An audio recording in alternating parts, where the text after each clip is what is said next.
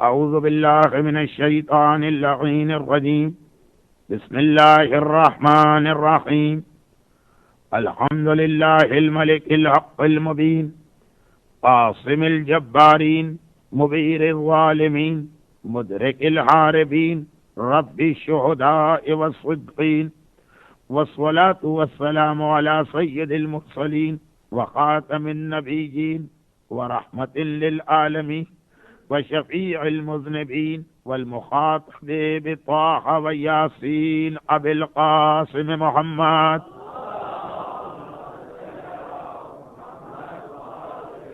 وآلہ وأہل بیتہ وقطرتہ الطیبین الطاہرین المعصومین المظلومین المنتجبین ولعنۃ اللہ علی اعدائہم اجمعین اما بعد فقد قال اللہ عز وجل فی محکم کتابہ الحکیم بسم اللہ الرحمن الرحیم وَسَيَعْلَمُ الَّذِينَ ظَلَمُوا أَيَّ مُنْقَلَبٍ يَنْقَلِبُونَ۔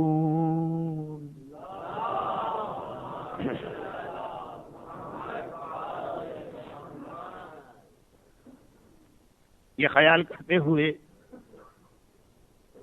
کہ چونکہ آج کی مجلس کا اختتام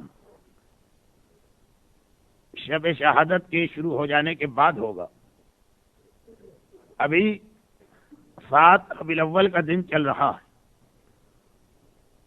لیکن اختتام مجلس تک کیونکہ شب لگ چکی ہوگی، اور یہ شب 8 ربیع الاول کی شب ہونے کی بنا پر ہمارے 11ویں امام حسن عسکری علیہ الصلاۃ والسلام کی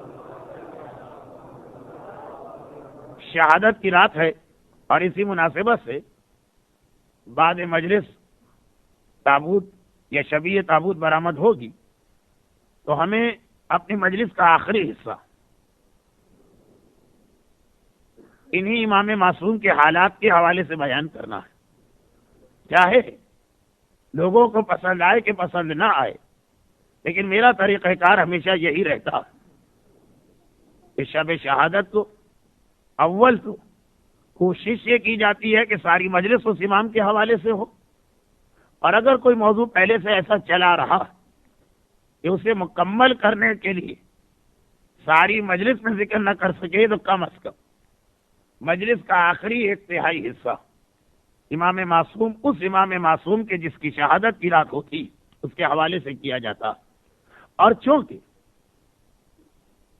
جس معصوم کی شہادت کی رات شروع ہونے والی ہے وہ ہمارے حوالے سے ایک خاص اہمیت رکھتا ہے۔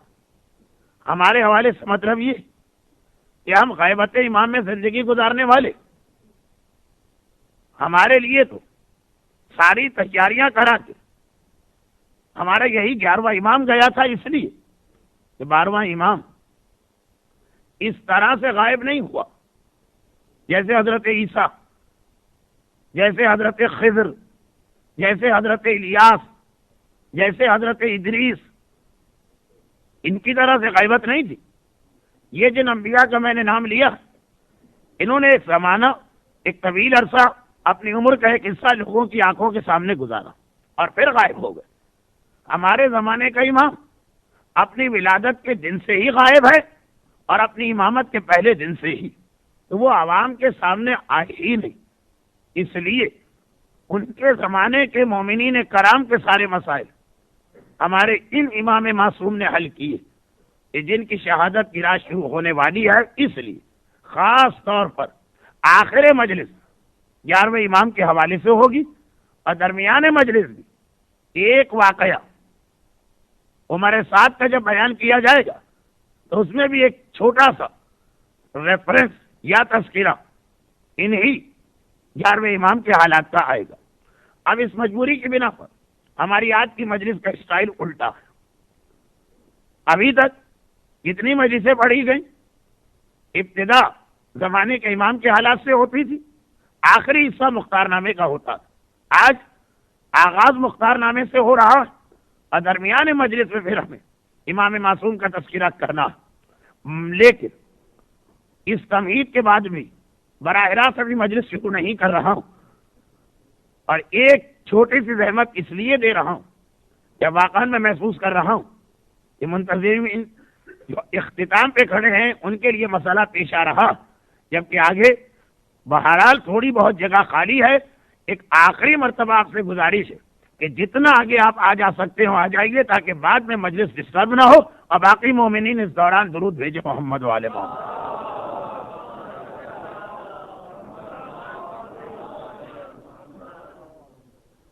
ایک مرتبہ اور درود بھیجنا پڑے گا۔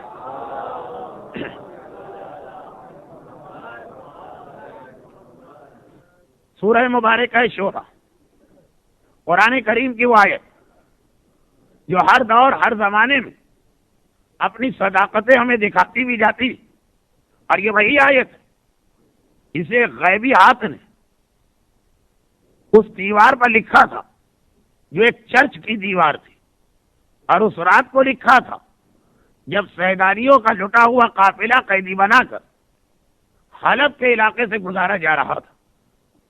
اب تو ماشاءاللہ زیارت کرنے والوں کی تعداد بھی بڑھ گئی، اور زیارت کرنے والے جب کسی جگہ زیارت کے لیے جاتے ہیں تو وہاں جا کر ان کی یہ تمنا بھی اب بڑھ چکی کہ اس جگہ کی زیادہ سے زیادہ زیارتیں ہمیں بتائی جائیں۔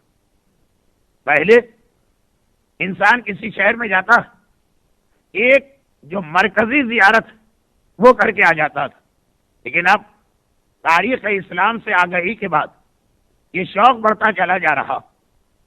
اسی کا نتیجہ کہ اب مومنین حلب اور رقہ کی زیارتوں کے لیے بھی جانے لگے، ورنہ پہلے زیادہ سے زیادہ سیریا کی زیارتوں میں لوگ دمشق شہر اور بہت ہوا تو حجر ابن عدی کی قبر تک ہو کے آ جاتے تھے۔ اب پتہ ہے کہ رقہ کتنا اہم مقام ہے۔ جناب ہمارے یاسر، جناب اویس قرنی اور جنگ صفین کے باقی شہداء کی روزے وہیں پر، اور اس کے قریب وہ حلب شہر جہاں آج تک اس عیسائی کا چرچ ہے، جس کے قریب عمر سعد ملعون، جس کا تذکرہ آج کے مجلس کے درمیان ہونے والا، اس کا قافلہ آ کے رکا تھا، اور رات کے وقت یہ دیکھا گیا تھا ایک ہاتھ نمودار ہو رہا، خالی ہاتھ، اور وہ اس چرچ کی دیوار پر قرآن کریم کی یہ آیت اور دو شعر لکھ رہا، ظلم کرنے والوں کو وَسَيَعْلَمُ الَّذِينَ، ظلم کرنے والوں کو ان قریب پتہ چل جائے گا کہ کتنے جلدی اور کتنی بڑی تبدیلی آ رہی۔ سن 61 ہجری اور سن 62 ہجری، یہ ہے ظالموں کے عروج کا زمانہ۔ کیا حالت ہے پسر سعد کی، کیا دماغ خراب ہے شمر ذوالجوشن کا، کیا کیفیت ہے کربلا کے بڑے بڑے سالاروں کی، اور صرف 4 سال، آج کے 4 سال تو پھر بھی ایک بڑی مدت لگتی، پرانے زمانے کی زندگی کتنی سلو تھی، صرف 4 سال کے اندر ایسے حالات بدلے کہ ربیع الاول سن 66 ہجری اور ربیع الثانی سن 66 ہجری اور جمادی الاولیٰ سن 66 ہجری، 66 ہجرہ کے یہ 3 مہینے سارا نظام حکومت بدل گیا، اور جس کے بارے میں کوئی سوچ بھی نہیں سکتا تھا، اور جس کے ذہن میں دور دور یہ آ بھی نہیں سکتا تھا کہ مختار جیسا بظاہر اکیلا آدمی اتنے طاقتور ترین خاندان بنو امیہ کے پریزنس میں شہر کوفہ کے تخت پہ آ کے بیٹھ جائے گا۔ مگر مختار کوفے کے تخت پہ بیٹھے نہیں، ایسا لگ رہا ہے کہ پروردگار نے اس تخت پہ ان کو لا کے بٹھایا، اور صرف ایک کام کے لیے، چنانچہ جیسے ہی وہ کام پورا ہو گیا مختار شہید کر دیے گئے، جو تذکرہ کل رات کی مجلس کے اندر اس لیے آئے گا کہ اب یہ موضوع مکمل ہو کہ نامکمل، ہر صورت میں کل کی مجلس اس حوالے سے آخری مجلس، لیکن یہ جملہ کہ مختار کوفے کے تخت میں آ کے بیٹھ گئے، اس کا بہرحال ایک تھوڑا سا بیک گراؤنڈ ہے، اور یہ میں اس لیے سمجھا رہا ہوں کہ جناب مختار کی ساتھ دشمنان اسلام اور طرفداران یزید و بنو امیہ کے لیے سب سے زیادہ سخت ذات تھی. اس ذات نے، مختار نے، اس انداز سے ان کے کچے چھٹے کو ساری دنیا کے سامنے پیش کیا کہ وہ لوگ ہر ایک کو معاف کر سکتے ہیں، مختار کو معاف نہیں کیا جا سکتا. مختار پر نبوت دعوے کا الزام اور فائدہ اٹھایا اس بات سے آنے والے حالات کی اور غیب کی خبریں دیتے تھے. اس کا جواب میں تفصیل سے دے چکا ہوں کہ ایسا کس لیے. اور ایک الزام یہ لگا کہ ارے کہاں کا خون حسین اور کہاں کربلا کے قاتلوں سے انتقام، یہ تو خالی کرسی کا چکر تھا. مختار کو اقتدار چاہیے تھا، مختار کو حکومت چاہیے تھی. اور چونکہ اس زمانے میں یہ وہ لوگ کہہ رہے ہیں، اس زمانے میں خون حسین کی وجہ سے امت مسلمہ کا ایک بڑا ایک گلٹی کانشیس میں تھا. مختار نے اس سے فائدہ اٹھایا. جیسے ہمارے ہاں پاکستان میں بدترین ڈکٹیٹر ضیاء الحق، کہاں کا اسلام کہاں کے مسلمان، اس کا اس سے کیا تعلق، مگر یہ دیکھا کہ یہ اسلام ایک چلتا ہوا نعرہ، اسلام کا نام استعمال کیا اپنے اقتدار کے لیے. اور باقی تو لوگ اپنے منصوبے کو اپنے دل میں رکھتے ہیں. اس سے تو پروردگار نے ایک ایسی حماقت کروا دی کہ باقاعدہ یہ چیز ڈاکومنٹ میں آ گئی. جو ریفرینڈم ہمارے ضیاء الحق صاحب نے کیا تھا، اس کا سوال یہ تھا کہ اگر آپ اس ملک میں اسلام لاتے چاہتے ہیں تو ہاں کہہ دیجیے بس. اور آپ کے ہاں کہنے کا مقصد یہ ہوگا کہ آپ ضیاء الحق کو چاہتے ہیں، اسلام چاہتے ہیں، اس کا مطلب یہ ہے کہ آپ ضیاء الحق کو چاہتے ہیں. اس طرح سے اپنے آپ کو اور اسلام کو ایک دوسرے کا متبادل بنا کے پیش کیا تھا. مگر کیا یہ الزام صحیح؟ میں مختار کے حوالے سے بات کر رہا ہوں. کہا کہ مختار نے بھی ایسا ہی ایک نعرہ لگایا تھا، خالی ایک پولیٹیکل نعرہ تھا. اس لیے تفصیلی جواب کی ضرورت نہیں کیونکہ وقت نہیں. مختار نامے ہی کے حالات میں درمیان میں ایک چھوٹا سا واقعہ ایسا آ جاتا جو صاف بتا دیتا کہ مختار کی نیت کے اندر خلوص تھا، اقتدار نہیں تھا. اور وہ یہ کہ مختار اپنی بہن سے جیسے ہی گلے ملے، خوشی کی شدت سے یہ بہن صفیہ انتقال کر گئی. اور اب مختار اسی مکے اور مدینے کے علاقے میں قیام کرتے ہیں اور یہ سوچتے ہیں کہ کسی طرح سے اپنے اس مشن کو پورا کرنا. مگر ابھی بھی مختار کے سامنے یہ کہ اگر کوئی زیادہ مشہور، زیادہ اہم شخصیت میرے اس مشن کے لیے تیار ہو جائے تو میں اس کے ہاتھ پر بیعت کر کے، میں اسے سپورٹ کر کے، میں اس کے ذریعے سے انتقام خون کربلا دوں گا. اقتدار کا مسئلہ ہوتا تو پہلے دن سے ہی اپنی پارٹی بنا کر اپنے اقتدار کے لیے کوشش کرتے. وہ تو بہت آخر میں جا کر جب مختار کو 2-4 جگہ بڑے بیڈ ایکسپیرینس ہوئے تب جا کے مختار نے خود اپنے اقتدار کی کوشش کی تھی. پہلا ایسے رہا ہو کے آئے، پہلا کام یہی کہ میں خود نہیں کسی اور مناسب آدمی کو دیکھوں. مختار کو کوئی نہیں جانتا، ایک بالکل غیر معروف آدمی. شہر کوفہ کے اندر کچھ لوگ جانتے ہو تو جانتے ہو، اتنا فرینڈ سرکل تو ہر آدمی کا ہوتا. اس وقت صحیح معنوں میں کربلا کے واقعے سے پولیٹیکل گین حاصل کیا عبداللہ ابن زبیر نے. یہ ایک شخصیت ہے، اس نے یہی نعرہ لگایا کہ مجھے کربلا کا بدلہ لینا. اور چونکہ ان کی شخصیت ویل نون تھی اور ان کے پیچھے خاصی طاقتور بیکنگ تھی، مختار 60 سال کا آدمی، یعنی اتنا ایکسپیرینس، مگر اپنی نیت کی سنسیئرٹی کی وجہ سے ان کے ہاتھوں میں دھوکہ کھا گئے. کہنے لگے کہ جب ایک آدمی آلریڈی موجود اور وہ ایسا آدمی ہے کہ لوگ اس کو زیادہ سپورٹ کریں گے تو میرا کام تو ہے کربلا کا انتقام. میں لوں کوئی اور لے، میں اس کا نوکر اور خادم بن کے بھی تیار ہوں. گئے اس کے پاس. اب یہ عبداللہ ابن زبیر ہیں کون؟ اگرچہ اتنے انٹرسٹنگ آدمی یہ پوری تقریر ان پہ ہو سکتی، لیکن اس سال کی مجالس میں اب وقت نہیں. اور یہ ٹکڑا بھی میں صرف اس لیے لا رہا ہوں، ورنہ اسے میں کاٹ دیتا. صرف اس لیے لا رہا ہوں کہ مختار کی نیت پہ جو شک اور حملے کیے جاتے ہیں اس کا ایک جواب یہ موجود.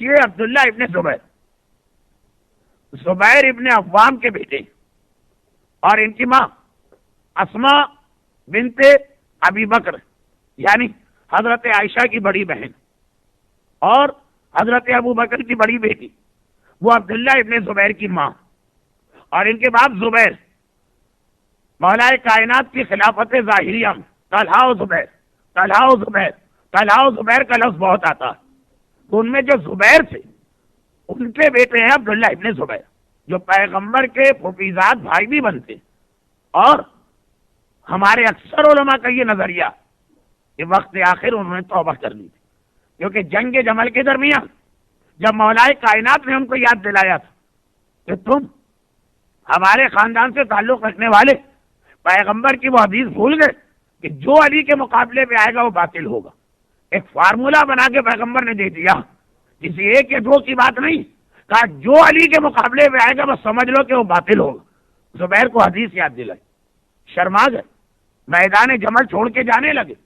اس وقت عبداللہ ان کا بیٹا تو جانتا ہے کہ میرا باپ بہرحال بنی ہاشم کا ہے تو بڑا بہادر، اپنے باپ کو الٹی پٹی پڑھا رہا تھا اور کہہ رہا تھا کہ ایسی حدیثوں کے چکر میں نہ پڑیے۔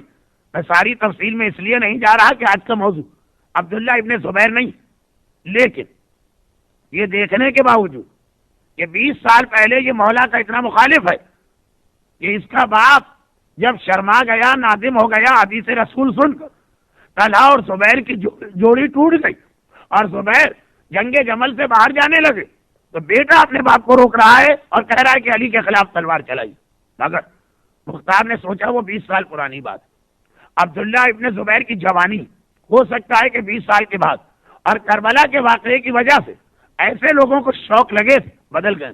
جب آئے مدینے میں پتا چلا کہ آج کل عبداللہ ابن زبیر عوام کے یہ سینٹیمنٹ کو استعمال کر رہے ہیں، مکہ مدینے کے لوگ بہت پریشان، ہم نے حسین کا ساتھ کیوں چھوڑ دیا تھا، ہم نے یزید جیسے حکمران کے سامنے خاموشی کیوں اختیار کی تھی۔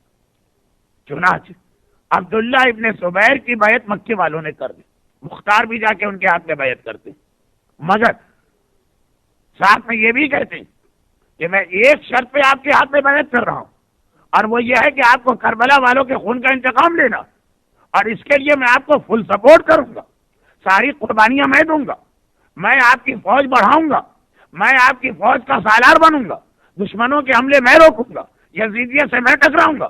ایک وعدہ آپ کو کرنا کہ اقتدار میں آنے کے بعد خون حسین کا انتقام لیں گے۔ عبداللہ ابن زبیر اب پولیٹیکل فیگر مان گئے، یہ ہمارے ہندوستان اور پاکستان کی روزانہ کی کہانی مگر چلی وہیں سے آ رہی، مان گئے، کہا مختار یہ تو میری زندگی کا بھی مشن ہے۔ اب جس وقت مکے والوں نے بیعت کر دی اور مختار کی وجہ سے آل محمد کے شیعوں کی ایک بڑی تعداد ان کی سپورٹ میں آ گئی، یہ خبر یزید کو مل گئی۔ یزید کے لیے ایک جملہ ابھی سے کہہ دوں کہ مختار نے جو کربلا والوں کا انتقام لیا تھا اس میں یزید ان کے ہتھے نہیں چڑھا تھا، اس لیے کہ یزید تو مختار کی حکومت قائم ہونے سے 2 سال پہلے واصل جہنم ہو چکا تھا۔ تو اگرچہ اپنی جگہ یہ سوال بھی بڑا انٹرسٹنگ کہ آخر یزید کا آخری وقت کیسے آیا تھا اور یزید کس طرح سے تڑپ تڑپ کے اس دنیا سے گیا تھا، کیسے وہ پیاس پیاس سیکھ رہا تھا، لیکن وہ مختار نامے کا پارٹ نہیں، اس لیے کہ جناب مختار سے پہلے ہی وہ اس دنیا سے رخصت ہو گیا۔ جب یزید کو اطلاع ملی، بہت جلدی اس مرحلے سے آگے بڑھ رہا ہوں کیونکہ اصل مختار نامہ رہا جا رہا، جب یزید کو یہ اطلاع ملی کہ مکے اور مدینے دونوں جگہ میرے خلاف بغاوت ہو گئی، اپرائزنگ ہو گئی، لوگ میرے اگینسٹ ہو گئے، میرے گورنر کو نکال دیا گیا، عبداللہ ابن زبیر کی حکومت قائم ہو گئی، اس نے انتہائی ظالم مسلم اس کی قیادت کے اندر ایک لشکر بھیجا اور کہا کہ جاؤ، نہ مکے کا احترام نہ مدینے کا احترام، میرے سارے باغیوں کا خاتمہ کرو۔ صدام کے حوالے سے گلف وار میں آپ نے کربلا اور نجف کے روزوں پہ جو گولہ باری کی کیفیت سنی تھی، ہے تو آخر وہ ماننے والا یزید ہی کا، یزید نے یہ آرڈر دے کے بھیجا تھا، وہ مدینہ رسول ایسی تباہی کی گئی، اس طرح سے مدینہ رسول کو اجاڑا گیا، اس طرح سے مسجد نبوی میں گھوڑے اور گدھے باندھے گئے، اس طرح سے روضہ رسول پہ بیٹھ کے شراب کا دسترخوان بچھا کے شراب پی گئی، انسانیت شرما کے رہ جائے۔ مگر واقعات آج اس طرف نہیں جا رہے، مگر مکے کی کہانی یہ ادھر مدینہ تباہ کیا مسلم نے، کوئی چوں نہ کر سکا. یعنی پیغمبر کے زمانے کی صحابیہ عورتیں اس انداز سے ان کی عزتوں پہ حملہ کیا گیا، اور اس طرح سے اس کے نتیجے میں پیغمبر کے زمانے کی صحابیہ عورتوں کے یہاں حرام کی اولاد پیدا ہوئی. جو لوگ صحابی صحابی سپاہی صحابہ وغیرہ کے نعرے لگاتے ہیں، یہ بھی تو اصحاب رسول تھے جن پہ ظلم ہوا، ان کے ظالم کے خلاف کبھی کسی نے لعنت کی ہے؟ وہی یزید آج یہ باقاعدہ جملے آ رہے ہیں کہ خدا ہمیں یزید کا ساتھی بنا دے، اپنے بچوں کے نام یزید رکھے جا رہے ہیں. اگر ایسی صحابہ سے محبت تھی تو کم از کم یہ 9,000 صحابیوں کا قاتل یزید. صحابہ سے محبت نہیں ہے، اہل بیت سے دشمنی. خیر سلسلہ آگے بڑھا. حسین ابن نمیر اس لشکر کا ڈپٹی علامہ صاحب، اس لشکر کا ڈپٹی مسلم مدینے سے نکلتے ہی بیمار پڑ گیا.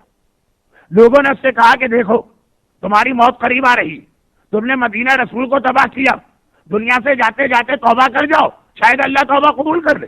کہتا ہے توبہ کس بات کی؟ مدینہ تباہ کرنے کی؟ یا تو کہہ دو کہ میں مدینے کو نہیں مانتا، میں مسلمان نہیں ہوں. کہا واہ کیسے نہیں ہوں، تم سے اچھا مسلمان. ارے روضہ رسول کو تباہ کر کے مسجد النبوی میں گھوڑے گدھے باندھ کر کہا کیا تم سے اچھا مسلمان ہوں، اس لیے کہ میں نے قرآن پہ عمل کیا. ہاں قرآن میں کہاں لکھا ہے کہ قبر رسول کو تباہ کرو؟ قرآن میں کہاں لکھا ہے کہ مسجدوں میں گھوڑے باندھو؟ قرآن میں کہاں لکھا ہے کہ رسول کی قبر پہ شراب پیو؟ کہا قرآن میں لکھا ہے اولی الامر کی اطاعت کرو. آج کا اولی الامر یزید ہے، میں نے اس کی اطاعت کی. لیکن دلیل ہر ایک کے پاس ہوتی، اور قرآن سے دلیل. تعجب یہ ہے سر پیٹ کے رہ جائے انسان کہ قرآن سے دلیل لائی جا رہی ہے کہ قبر رسول میں شراب پینا جائز ہے، اس لیے کہ اولی الامر کہہ رہا. کیا کھیل کیا ہے مسلمانوں نے قرآن کے ساتھ. لیکن مر گیا ابن نمیر، کربلا میں علی اکبر کا قاتل. اس وقت اس لشکر کا خود بخود ڈپٹی تھا، چیف بن گیا. مکہ مکرمہ کو گھیرے میں لے لیا. عبداللہ ابن زبیر گھبرا گئے، حکومت کے مزے سارے ختم ہو گئے. وہ جو نشہ اڑتا ہے نا وہ کیفیت ہو گئی، جان خطرے میں پڑ گئی. بھاگ کے خانے کعبہ میں بیٹھ گئے. مختار جتنی بھی فوج تھی اس کی مدد سے مکے کو اور خانہ کعبہ کو بچانے کی کوشش کر رہے ہیں. اسلام میں پہلی مرتبہ اس طرح سے توپوں کا استعمال ہوا کہ مکے کی پہاڑیوں پہ یہ لوگ باہر سے آ رہے ہیں نا، توپیں لگا کے خانہ کعبہ کے پردے کو جلایا گیا. خانہ کعبہ کی 2 دیواریں گرا دی گئی. جب سے اسلام آیا 2 مرتبہ خانہ کعبہ ٹوٹا، اور دونوں مرتبہ مسلمانوں کے ہاتھوں ٹوٹا. ایک یہ اور ایک 4 سال بعد حجاج ابن یوسف. خیر بات بہت لمبی ہوتی چلی جا رہی. خلاصہ یہ کہ وہ جان بچا کے خانہ کعبہ میں بیٹھے. ابن نمیر انہیں ختم کرنے کے لیے خانہ کعبہ کے اوپر گولہ باری کرا رہا، کیونکہ مختار نے مکے کا ڈیفنس تو کر رکھا، مگر توپوں کا علاج وہ جو لانگ ڈسٹینس کے ساتھ وہ آگ پھینک رہا، پتھر پھینک رہا. 2 دیواریں گر گئیں، اور اب یہ لگ رہا کہ کسی وقت بھی خانہ کعبہ کا نام و نشان مٹ جائے گا. اتنے میں خبر آ گئی، اور یہ ایسی نیوز تھی کہ بس اس نیوز کی وجہ سے مکے والوں کا حوصلہ بڑھ گیا. ابھی مختار چھوٹی سی فوج کے ساتھ عبداللہ ابن زبیر و مکے کو بچا رہے، سارا مکہ نکل آیا. اور ابن نمیر کی فوج جیسے ہی یہ نیوز ان تک پہنچی، ان کے حوصلے جواب دے گئے، وہ ڈیمورلائز ہو گئے، میدان چھوڑ کے بھاگ گئے. کیا خبر آئی؟ خبر یہ آئی کہ 64 ہجرہ دمشق کے اندر یزید واصل جہنم ہو گیا. یزید مر گیا، یزید مارا گیا. 14 ربیع الاول کی تاریخ بتائی جاتی ہے، مر گئے یزید. مگر مختار نامے سے باہر کا موضوع اس لیے چھوڑتا ہوں. خبر جو آئی تو اب وہ ابن نمیر کی فوج خود بھی پریشان تھی، یزید کے ڈر سے آ تو رہے تھے، خانہ کعبہ کی گولہ باری برداشت نہیں ہو رہی. پتا چلا یزید ہی نہ رہا، ساری فوج ساتھ چھوڑ کے چلی گئی. عبداللہ ابن زبیر کو حوصلہ ملا. مکے والے اب تک یزید کے ڈر سے گھر میں بیٹھے تھے. یزید تو ایسا ظالم کہ جس نے خاندان رسول کو نہ چھوڑا تو ہم کیا. لیکن جب پتا چلا یزید مارا گیا، سب نکلا. عبداللہ ابن زبیر کی حکومت قائم ہو گئی، یزید ہی مر گئے. اور ادھر بنو امیہ کے درمیان آپس میں پرابلم ہو گئے. کیوں؟ یزید کے بعد اس کے بیٹے کو حکومت ملی. ہر ایک کو یزید کے بیٹے کا واقعہ معلوم، اور نہیں بھی معلوم تو آج تفصیل میں جانے کا وقت نہیں. وہ تخت حکومت کو ٹھکرا کے جا کے گھر میں بیٹھ گئے، اور اپنے باپ اور دادا دونوں پہ لعنت کر کے گھر میں جا کے بیٹھ گئے. اب کسے حکمران بنایا جائے؟ دوسرا بیٹا خالد، یزید کے 2 بیٹے، دوسرا بیٹا بہت ہی چھوٹا تھا، وہ اس قابل نہ تھا کہ تخت حکومت پہ بیٹھتا۔ ایک ایسا آدمی ہے کہ جس کا نام سن کر چاہے آپ کو اس کی ڈیٹیل پتہ نہ ہو، آپ کے دل میں ایک نفرت و کراہیت پیدا ہوگی۔ مروان وہ پہنچ گیا ٹہلتا ہوا، اور وہ اسی خاندان بنو امیہ کی دوسری برانچ سے تعلق تھا۔ اس نے دیکھا کہ یزید کی اپنی فیملی میں کوئی میل ممبر نہیں، چھوٹا تھا ایک بچہ، ایسا نہ ہو کہ بنو امیہ کا اقتدار جو اتنی محنتوں سے ہم نے قائم کیا چلا جائے۔ خود بنو امیہ ہے مگر ایک اور برانچ سے۔ اس نے ایک ترکیب سوچی، اور وہ ترکیب اس نے یہ سوچی کہ یزید کی بیوہ سے شادی کرنی، جو خالد کی ماں تھی۔ اب چونکہ یہ خالد کا گارجین بن گیا، یزید کے نابالغ بیٹے کا اقتدار اس کے ہاتھ میں آ گیا، مگر ابھی اتنا مضبوط اقتدار نہیں۔ پھر یہاں پہ پرابلم ہو گیا، شوہر بیوی میں جھگڑے ہو گئے۔ مروان اور یزید کی پرانی بیوی جو مروان کی لیٹسٹ بیوی ہے، ان دونوں میں ہو گئے جھگڑے، آپس میں اختلافات بڑھ گئے۔ مروان نے بعض توہین آمیز باتیں کر دی۔ آپ کو پتا ہے کہ ہر دور کی عورتیں اپنے وزن کے بارے میں بڑی کانشیس رہتی ہیں، چاہے 2 من 3 من کی ہوں، لیکن ہمیشہ کہیں گی دیکھنا میں کتنی سلیم اور اسمارٹ نظر آ رہی ہوں۔ اب اس نے ایک بار مروان نے ایسا کوئی جملہ کہہ دیا اپنی بیوی کے بارے میں، جو اس کی اوریجنل بیوی تو نہیں تھی نا، یہ تو مجبوری میں تخت خلافت کی وجہ سے لینا پڑ رہی تھی۔ چنانچہ بڑے دربار میں، گھر میں بھی نہیں، بے تکلف دوستوں میں بھی نہیں، دربار میں کچھ اس کے وزن کے حوالے سے بات کر دی۔ خاتون کو بڑا غصہ آیا، تھا یہ بڈھا کھسٹ۔ چنانچہ رات کو سو رہا، اس کے منہ پہ تکیہ رکھ کے وہ عورت بیٹھ گئی، بس یہی کافی تھا۔ ماشاءاللہ ہیوی ویٹ تھی نا، وہ آگے ایک مرتبہ تکیہ منہ پہ رکھ کے بیٹھ گئی، وہی مر کے رہ گیا، چو بھی نہ کر سکا اس وزن کی وجہ سے۔ مروان اس طرح مارا گیا۔ مروان کے بعد اس کا بیٹا عبد الملک ابن مروان حکمران بنا، پھر ولید ابن عبد الملک۔ لیکن بنو امیہ کا خاندان آپس کے اندر اختلافات اور بہت فریکوینٹ خلفاء میں چینجز، اور ادھر مکہ مدینہ بہت دور ہے، چنانچہ ادھر ان کے پاس ٹائم نہ رہا۔ عبداللہ ابن زبیر نے موقع سے فائدہ اٹھایا، چنانچہ پورے سعودی عرب، جو آج سعودی عرب ہے نا، یہاں اقتدار مضبوط کر لیا۔ بھائی یہ جملے کے لیے میں نے آپ کو 15 منٹ کی ادھر زحمت دی، یہ مختار نامے کا حصہ، لیکن جیسا کہ میں نے کل کہا تھا کہ چونکہ مختار نامہ بہت ٹائم چاہتا، تو میں اسے کٹ شارٹ کر کے اہم واقعات سنانا چاہتا ہوں۔ یہ واقعہ بھی کٹ جاتا، لیکن اس میں چونکہ مختار کے حوالے سے ایک میسج، وہ کیا کہ اب جب یہ حکومت قائم ہو گئی عبداللہ ابن زبیر کی، تو مختار گئے اور کہا کہ دیکھو میں نے وعدہ کیا تھا تمہارا ساتھ دوں گا، میں نے تمہارا ساتھ دیا۔ جب سارا مکہ جو تمہارے ہاتھ پر بیعت کر چکا تھا، لشکر یزید کے ڈر کی وجہ سے گھروں میں چلا گیا، اس وقت میں اپنی چھوٹی سی فوج کو لے کے تمہیں بچا رہا تھا، تم بھی خانہ کعبہ کے اندر بیٹھ گئے تھے، اور میں تھا جو سڑکوں اور گلیوں کے اندر تمہارا ڈیفنس کر رہا تھا۔ چنانچہ میں اپنے لیے کوئی انعام لینے نہیں آیا ہوں، خالی پرانا وعدہ یاد دلانے آیا ہوں۔ یہ میرا ایسی تم سے کمٹمنٹ ہے، مجھے جائیداد نہیں چاہیے، مجھے کوئی عہدہ یا پوسٹ نہیں چاہیے، لیکن اب شروع کرو اپنا آغاز۔ عبداللہ ابن زبیر، سارے پولیٹیکل وعدے تھے جو ہمارے یہاں پاکستان میں ہر جماعت وعدہ کرتی ہے، بعد میں کسی کو یاد رہتا، ہندوستان میں ہر پولیٹیکل پارٹی۔ عبداللہ ابن زبیر نے آنکھیں پھیر لی، انداز ہی بدل گئے، اب تو حکمران بن گئے، اور ایسا لگ رہا کہ کئی سالوں تک بنو امیہ کے پاس اتنی اسٹرینتھ نہیں آئے گی کہ وہ اپنے علاقے سے اس علاقے کی طرف آ سکے۔ لیکن سعودی عرب ٹوٹل ڈفرینٹ، عراق بالکل الگ، بنو امیہ کا بیس اور ہیڈ کوارٹر سیریا، وہاں وہ اپنے لوکل پرابلم میں پھنسے۔ یہ جو میں نے واقعات آپ کو 2 منٹ میں سنا ہے کہ یزید مرا اور خالد آیا اور خالد کی ماں سے شادی ہوئی اور ماں نے اپنے شوہر کو مارا، پھر اس کا بیٹا، کئی سال لگ گئے اس کے اندر۔ تو عبداللہ ابن زبیر دیکھ رہے ہیں کہ بنو امیہ اس پوزیشن میں نہیں کہ میری جانب آ سکے، اب میں مختار سے کیوں کیا ہوا وعدہ کیوں پورا کروں؟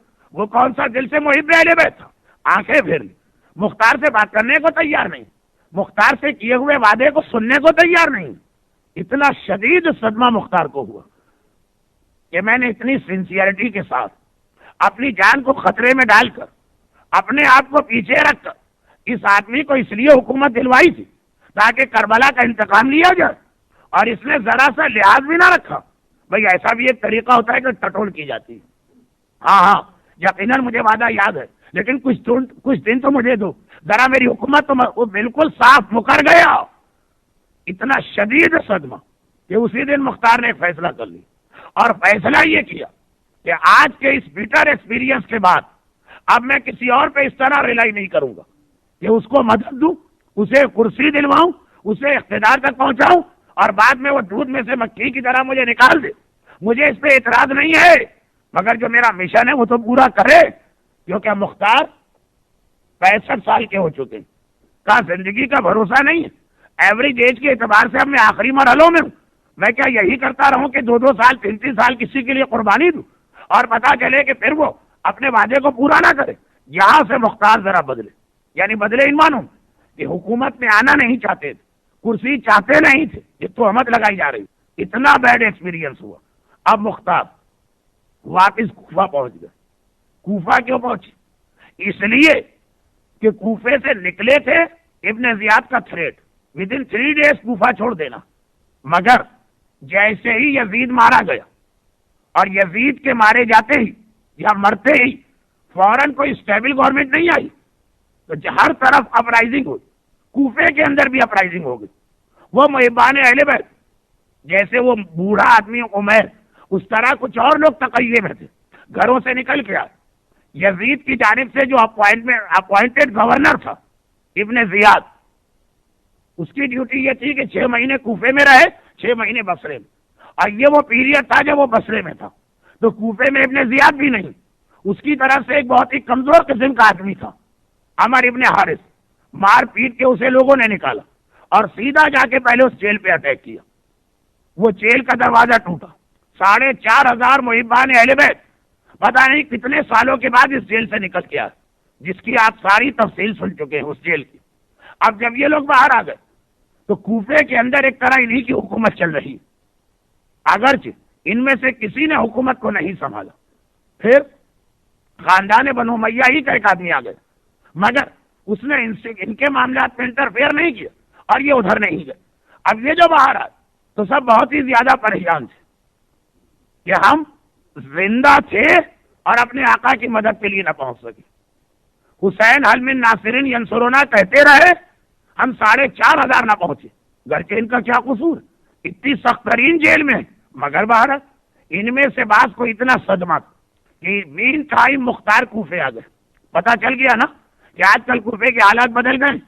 اگرچہ ابن زیاد زندہ ہے لیکن وہ بصرے تک محدود ہو کے رہ گیا. کوفے میں محبان اہل بیت بہت ہی اسٹرانگ ہو چکے ہیں. 4,500 میرے جیل کے ساتھ ہی باہر آ گئے، جیل کے ساتھ ہی مختار پہنچے. پتا چلا یہاں روزانہ میٹنگیں ہو رہی کہ ہمیں کربلا کے واقعے کا بدلہ لینا. حل من ناصرین ہماری زندگی میں کہا گیا اور ہم نہ پہنچ پائے، یہ ہماری غیرت کے خلاف. اب میٹنگوں پہ میٹنگیں ہو رہی، مگر اس میٹنگز میں 2 مختلف اوپینین آ رہے ہیں.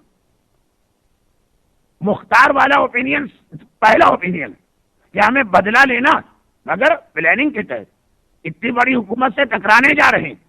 اور اسی کوفے کے اندر ابھی ہمارے ساتھ کی آرمی اور یزید کی آرمی کے بہت سے لوگ، حالات ایسے ہیں کہ وہ ذرا سے ویک ہو گئے، مگر ان کی ایک طاقت ہے. اگر ہم ایسے ہی بغیر کسی پلاننگ کے جا کے اپنا کام شروع کریں گے، حالات ان سب کو ایک ساتھ ملا دیں گے، ہمارے خلاف ہو جائیں گے. ہمارے لیے مسئلہ مشکل ہے، کیونکہ بہرحال ابن زیاد زندہ ہے اور بصرے میں بیٹھا. بہرحال دمشق کے اندر بنو امیہ کی حکومت ہے، تو اس طرح سے بغیر کسی پلاننگ کے ڈسٹرب کام نہیں کرنا چاہیے. یہ پہلا اوپینین، مختار اس کے ساتھ. دوسرا اوپینین سلیمان ابن سرد خزائی، سعید ابن مسیب اور کچھ اور لوگوں کا تھا. ان کا کیا کہنا تھا؟ ان کا کہنا یہ تھا کہ انتقام کی بات ہم سے نہ کرو، ہم کربلا والوں کا انتقام نہیں لینا چاہتے.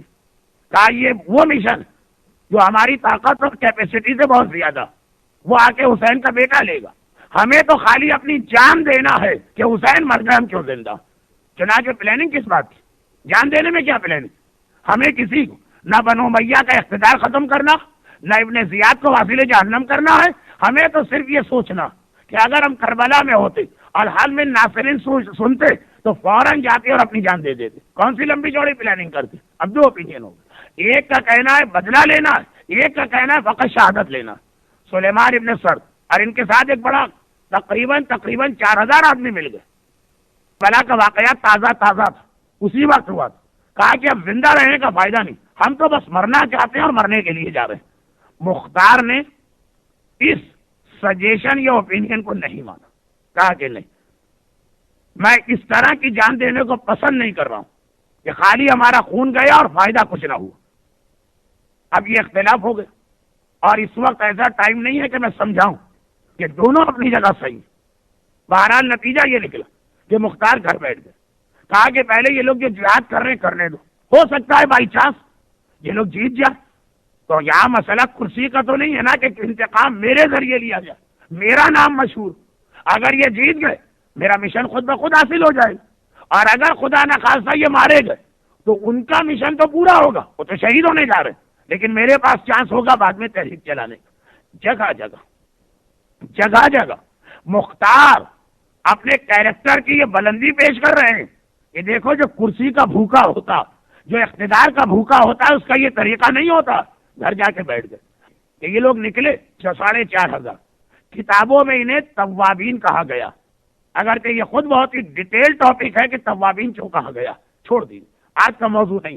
انشاءاللہ مختار نامہ ایسا امپورٹنٹ ٹاپک کہ کبھی اور آپ کے سامنے اس کے باقی واقعات آئیں گے. فی الحال یہ لوگ گئے، خالی مرنے گئے تھے. 64 ہجرہ میں یزید مرا، 65 ہجرہ میں یہ لوگ گئے اور جا کے ابن زیاد کے لشکر سے مقابلہ کیا اور سب مارے گئے، شہید ہو گئے. ٹوٹل لشکر شہید ہو گیا. اور اپنی جگہ وہ خوش تھے کہ فیا لیتنی کنت معکم پہ ہم نے عمل کیا. کربلا والے شہید ہوئے، ہم بھی شہید ہوئے، ہمارا اور کوئی مقصد نہیں. جب 65 ہجرہ میں یہ لوگ شہید ہو گئے، اب مختار نے کہا کہ بہرحال اسٹل قاتلان امام تو زندہ اور ان سے بدلہ لینے کا مشن تو انکمپلیٹ. اب مجھے آگے آنا چاہیے. 2 ایکسپیرینس مختار دیکھ چکے ہیں. سنسیئر لوگ بغیر کسی پلاننگ کے گئے، سب مارے گئے. پلاننگ کے ساتھ آیا فراڈیا اور چیٹر، چنانچہ اس نے اپنا اقتدار اور کرسی حاصل کر لی اور پھر بھول گیا. اب کا ایک ہی طریقہ کہ میں خود میدان میں آؤں، مگر اکیلے مختار پھر بھی اتنی بڑی طاقت نہیں. مالک اشتر کی فیملی، ابراہیم کی بہن کے حوالے سے شروع کی 2-3 مجالس میں خاصی ڈیٹیل آ چکی، اسے ریپیٹ نہیں کر رہا ہوں. خلاصہ یہ ہے کہ ابراہیم ان کا اپنا بھی ایک گروپ ہے، یعنی ان کی اپنی فیملی، ان کے والد کی وجہ سے بہت سارے شیعہ ان کے ساتھ. یہ اگر آ جائے تو پھر ہم 2 مل کے یہ کام کر سکتے ہیں. ابراہیم ہیزیٹیٹ کر رہے ہیں. یہ ابراہیم بھی اس جیل کے اندر قید تھے. واقعہ کربلا کے وقت یہ جیل خانے میں میثم تمار اور سعید ابن مسیب اور مختار ابن ابی عبیدہ کے ساتھ تھے. لیکن جب مختار نے کہا ہو ہیزیٹیٹ کیا. لیکن یہ ہیزیٹیٹ کیوں ہے؟ ذہن میں رکھیے گا کہ یہ اس لیے نہیں ہے کہ ان کی شیعت میں کوئی کمی، مالک اشتر کا بیٹا، یا ان کی محبت میں کوئی کمی، یا یہ قاتلان امام سے انتقام نہیں لینا چاہتے ہیں، یا نعوذ باللہ بزدل و ڈرپوک ہے. تمام ہسٹورین نے لکھا ہے کہ اگر ابراہیم ساتھ نہ دیتے تو مختار اپنے مشن میں پہلے دن ناکام ہو جاتے. ہیزیٹیشن صرف ایک وجہ سے. کیا وجہ؟ بہت اہم میسیجز سے میں پوری ایک تقریر کر سکتا ہوں، کرنا چاہیے بھی، لیکن آج وقت نہیں. اور آج اس عشرہ مجالس میں وقت نہیں، مگر ایک جملہ بھی کافی ہے صاحبان ایمان کے لیے. ابراہیم ان کا ہیزیٹیشن کیوں ہے؟ وہ کہہ رہے ہیں کہ ایک چیز مجھے بڑی صحیح لگ رہی، اپیلنگ لگ رہی، 100% حق لگ رہی. بھائی اس کے اندر کیا شک کہ کربلا کے قاتلوں سے انتقام لو؟ صحیح لگ رہا، اپیلنگ بھی ہے. میری عقل اور لاجک کہہ رہی ہے اس پہ عمل کرنا چاہیے، مگر کہا نہیں. جب میں امام کو مانتا ہوں، جب تک کہ امام کی طرف سے پرمیشن نہ ہو، میں اپنی طرف سے کوئی کام نہیں کر سکتا ہوں. مجھے صرف امام کی پرمیشن چاہیے. ہیزیٹیشن اس لیے نہیں ہے کہ مختار کے مشن سے ڈس ایگری کر رہے تھے. ہیزیٹیشن اس لیے نہیں ہے کہ مالک اشتر کا بیٹا تلوار چلانا بھول چکا. ہیزیٹیشن اس لیے ہے کہ دینی معاملات میں اپنی رائے نہیں چلائی جاتی ہے، ہمیشہ امام سے پوچھا جاتا.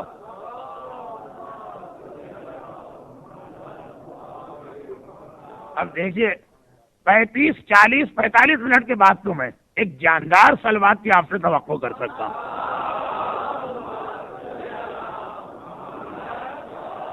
ابراہیم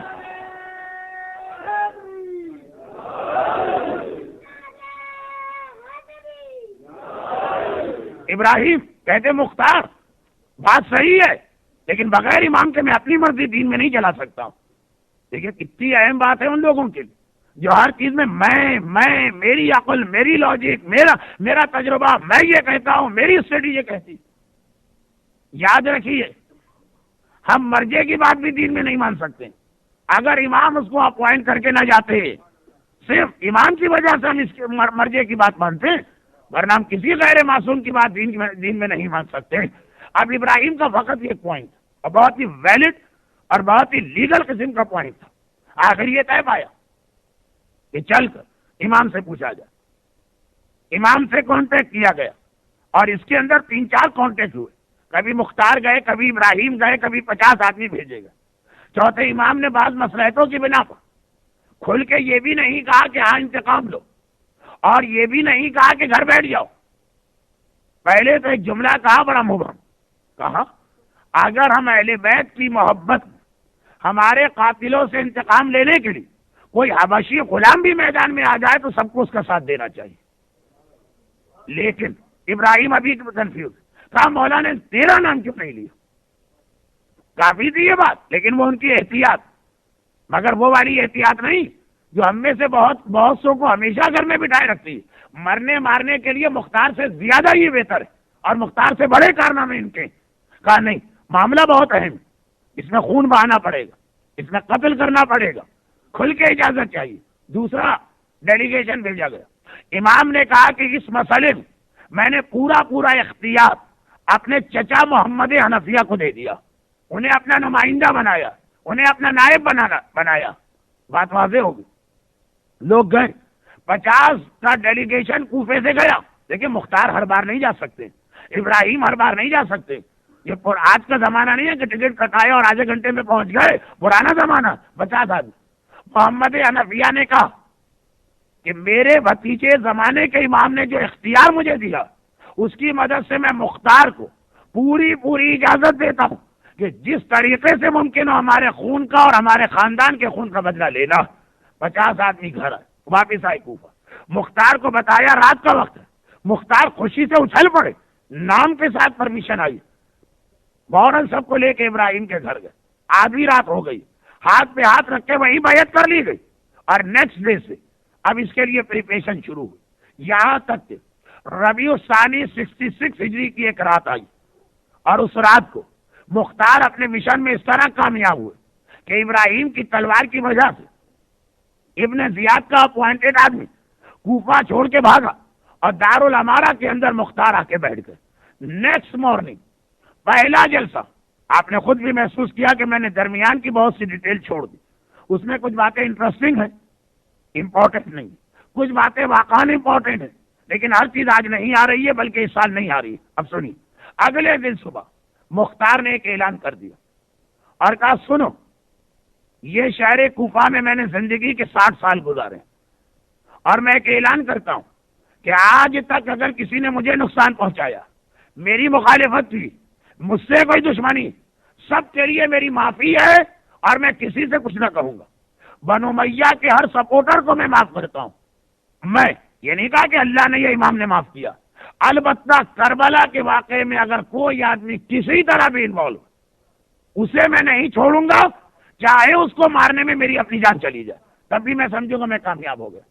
اگر میں زندہ رہا اور اس کو مار دیا تب بھی کامیاب ہوں، اور اگر کربلا کے ظالم کو مارتے ہوئے میں خود مر گیا تب بھی میں کامیاب ہوں۔ یہ مختار نے پہلی آفیشل اسپیچ دی اور پورا کا پورا اپنی گورنمنٹ کا اصول بتا دیا۔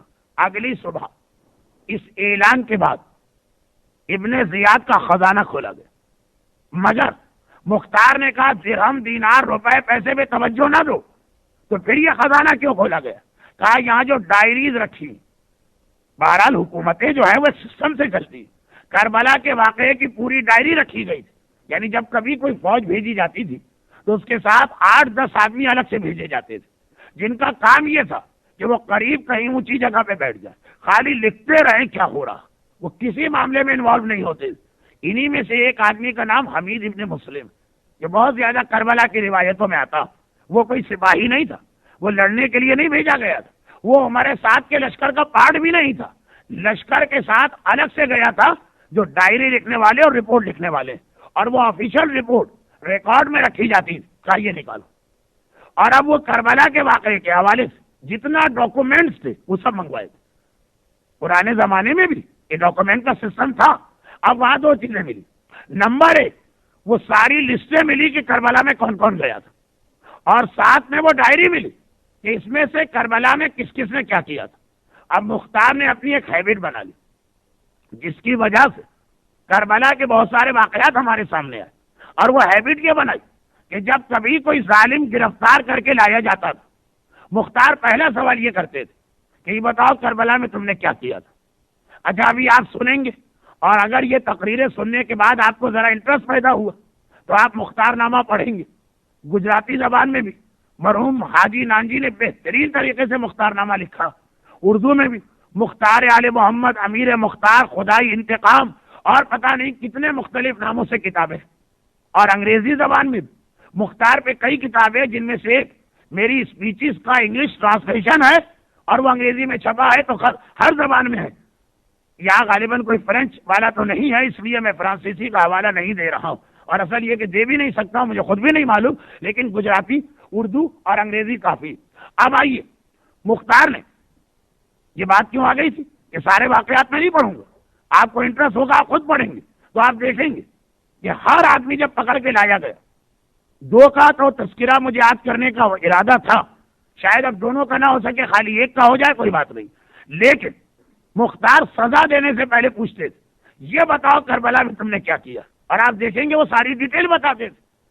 تو بعض اوقات ینگسٹر ایک آبجیکشن کرتے ہیں، کہتے مولانا اگر یزید کے دربار میں یہ لوگ اپنی ڈیٹیل بتائیں تو سمجھ میں آتا ہے کہ جتنا ظلم یہ بتائیں گے اتنا ان کو انعام ملے گا۔ پکڑ کے لائے گئے، پنشمنٹ کا مرحلہ پتا ہے کہ جو کچھ ہم بتائیں گے اس کی ہم کو سزا ملے گی۔ ایسے موقع پہ تو مجرم بہت ساری باتیں چھپاتا ہے، اپنے بہت سارے کارناموں پہ پردہ ڈالتا، ان میں سے ہر ایک نے سب کھل کے کیوں بتایا؟ ریزن، مختار ڈائریاں سامنے رکھ کے بیٹھتے تھے، کہتے تھے اس میں لکھا ہے تم نے کیا کیا، تمہارے آدمی نے لکھا، کسی شیعہ نے یہ ڈائری نہیں بنائی، تم بتاؤ اگر تمہارے اسٹیٹمنٹ اور ڈائری میں فرق ہو گیا تو میں اور زیادہ سخت سزا دی جائے گی۔ اب ان میں سے ہر ایک کو پتا کہ ڈائریاں تو بالکل صحیح لکھی گئی، یعنی جو اگر ویڈیو کسی جگہ کی اتاری جائے ڈیٹیل، اب وہ ساری باتیں بتاتے مختار ٹیلی کرتے، اور مختار کی اس ہیبٹ کی وجہ سے کربلا کے بہت سارے واقعات ان لوگوں کی زبانی آئے جو خود کربلا میں موجود تھے۔ آج کل چونکہ نئی نئی ریسرچیں ہو رہی، ہر چیز کا انکار کیا جا رہا، شیعت کی بات بھی کر رہا ہوں، کہا جی کربلا کی زیادہ تر روایتیں فیبریکیٹڈ ہیں، اور ریزن یہ بتاتے کربلا میں تھا کون جس نے کربلا کی ہسٹری لکھی ہوگی۔ مختار نامہ اس لیے بھی پڑھی، بہت سارے فائدے ہیں مختار نامے کے۔ مختار نے خود ان لوگوں سے ان کے اپنے پرسنل اسٹیٹمنٹ لیے، یعنی آپ کو وہ لوگ ابھی ٹکرائے نہیں ہوں گے، اگرچہ وہ لوگ ٹورنٹو میں بھی ہیں، یہ میں آپ کی معلومات کے لیے بتا دوں، جو کہتے مولانا کربلا فیبریکیٹڈ اسٹوری ہے، اتنے مظالم تو نہیں ہوئے تھے۔ اور اپنے ینگسٹر البتہ اردو نہیں بول پاتے، انگریزی میں بات کرتے ہیں، کہا یہ دیکھ فیبریکیٹڈ اسٹوری، ساری روایتیں اس کی ضعیف، کہاں سے آپ لوگوں کو پتا چلا؟ مگر خود ہمارے ساتھ کہہ رہا ہے کہ میں نے کیا کیا، اور یہ 12 امام کا ماننے والا کہہ رہا ہے نہیں بیچارہ ہمارے ساتھ کا اتنا قصور نہیں ہے۔ ارے خود خولی بتا رہا میں نے کیا ظلم کیے، اور یہ آدمی کہہ رہا ہے نہیں اتنے مظالم نہیں ہے، یہ ہمارے علماء بڑھا چڑھا کے پیش کرتے ہیں۔ آپ کو یقین نہیں آئے گا اس لیے کہ ایسے آدمی آپ سے نہیں ٹکرائے ہوں گے، اور وہ آپ کے سامنے سے جائیں بھی نہیں، کیونکہ ان کو پتا ہے کہ آپ لوگ تو بہرحال چھاپا رسید کر دیں گے ایسے آدمی کے جو ہمارے ساتھ کی حمایت کرے۔ ہم مولوی حضرات کا مسئلہ بڑا مشکل ہوتا، ہر قسم کی باتیں سننا پڑتی اور اسے کنوینس کرنا پڑتا، کیونکہ باہر نکل کے یہ کو تھوڑی کہے گا کہ میں نے ہمارے ساتھ کو سپورٹ کیا تھا، کہے گا میں نے ان مولانا سے ایک بات پوچھی تھی اس کا کوئی جواب ہی نہیں تھا، ڈانٹ کے بگا دیا یا بدتمیزی کر دی یا توہین کر دی۔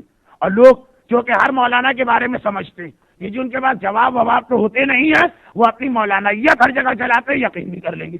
وہ یہ کو تھوڑی کہے گا کہ میں ہمارے ساتھ کی حمایت کر رہا تھا تب مجھے ڈانٹ پڑی۔ خیر خلاصہ یہ کہ میں نے اپنے کانوں سے سنا، البتہ یہ جملہ ٹورنٹو میں نہیں سنا، ٹورنٹو میں تو جرنل بات سنی ہے کربلا فیبریکیٹڈ اسٹوری ہے، کیا پتا کیا ہوا کیا نہ ہوا۔ مگر جو لوگ ٹورنٹو میں ہیں اسی فکر رکھنے والوں سے سنا کہ مولانا عمر سعد تو بڑا اچھا آدمی تھا، پابند صوم و صلات، عابد شب بیدار، نماز شب کا پابند، سارا دن روزہ رکھنے والا، حافظ قرآن. وہ اتنا برا نہیں تھا جتنا آپ لوگ کہتے ہیں. وہ کچھ غلط فہمیاں ہوں گی. یہ عمر سعد کے فضائل سپاہی صحابہ کے جلسے میں نہیں بیان ہو رہے، ممبر حسینی سے بیان ہو رہے.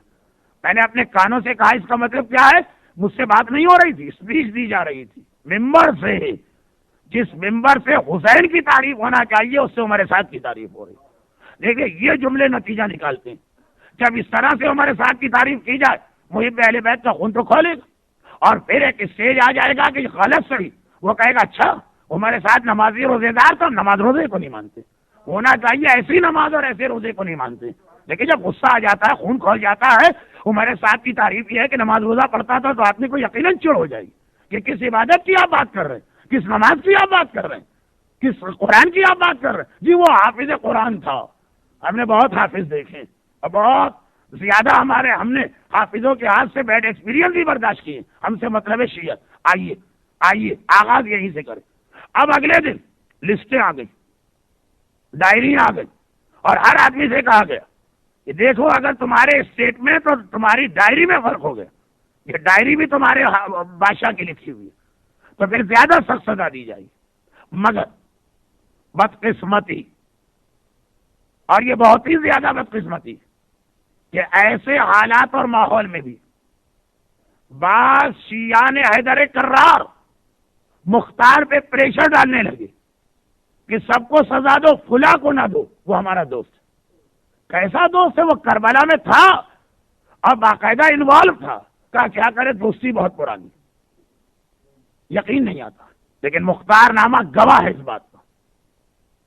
اور دو آدمیوں کے لیے مختار پہ بہت زیادہ پریشر پڑا.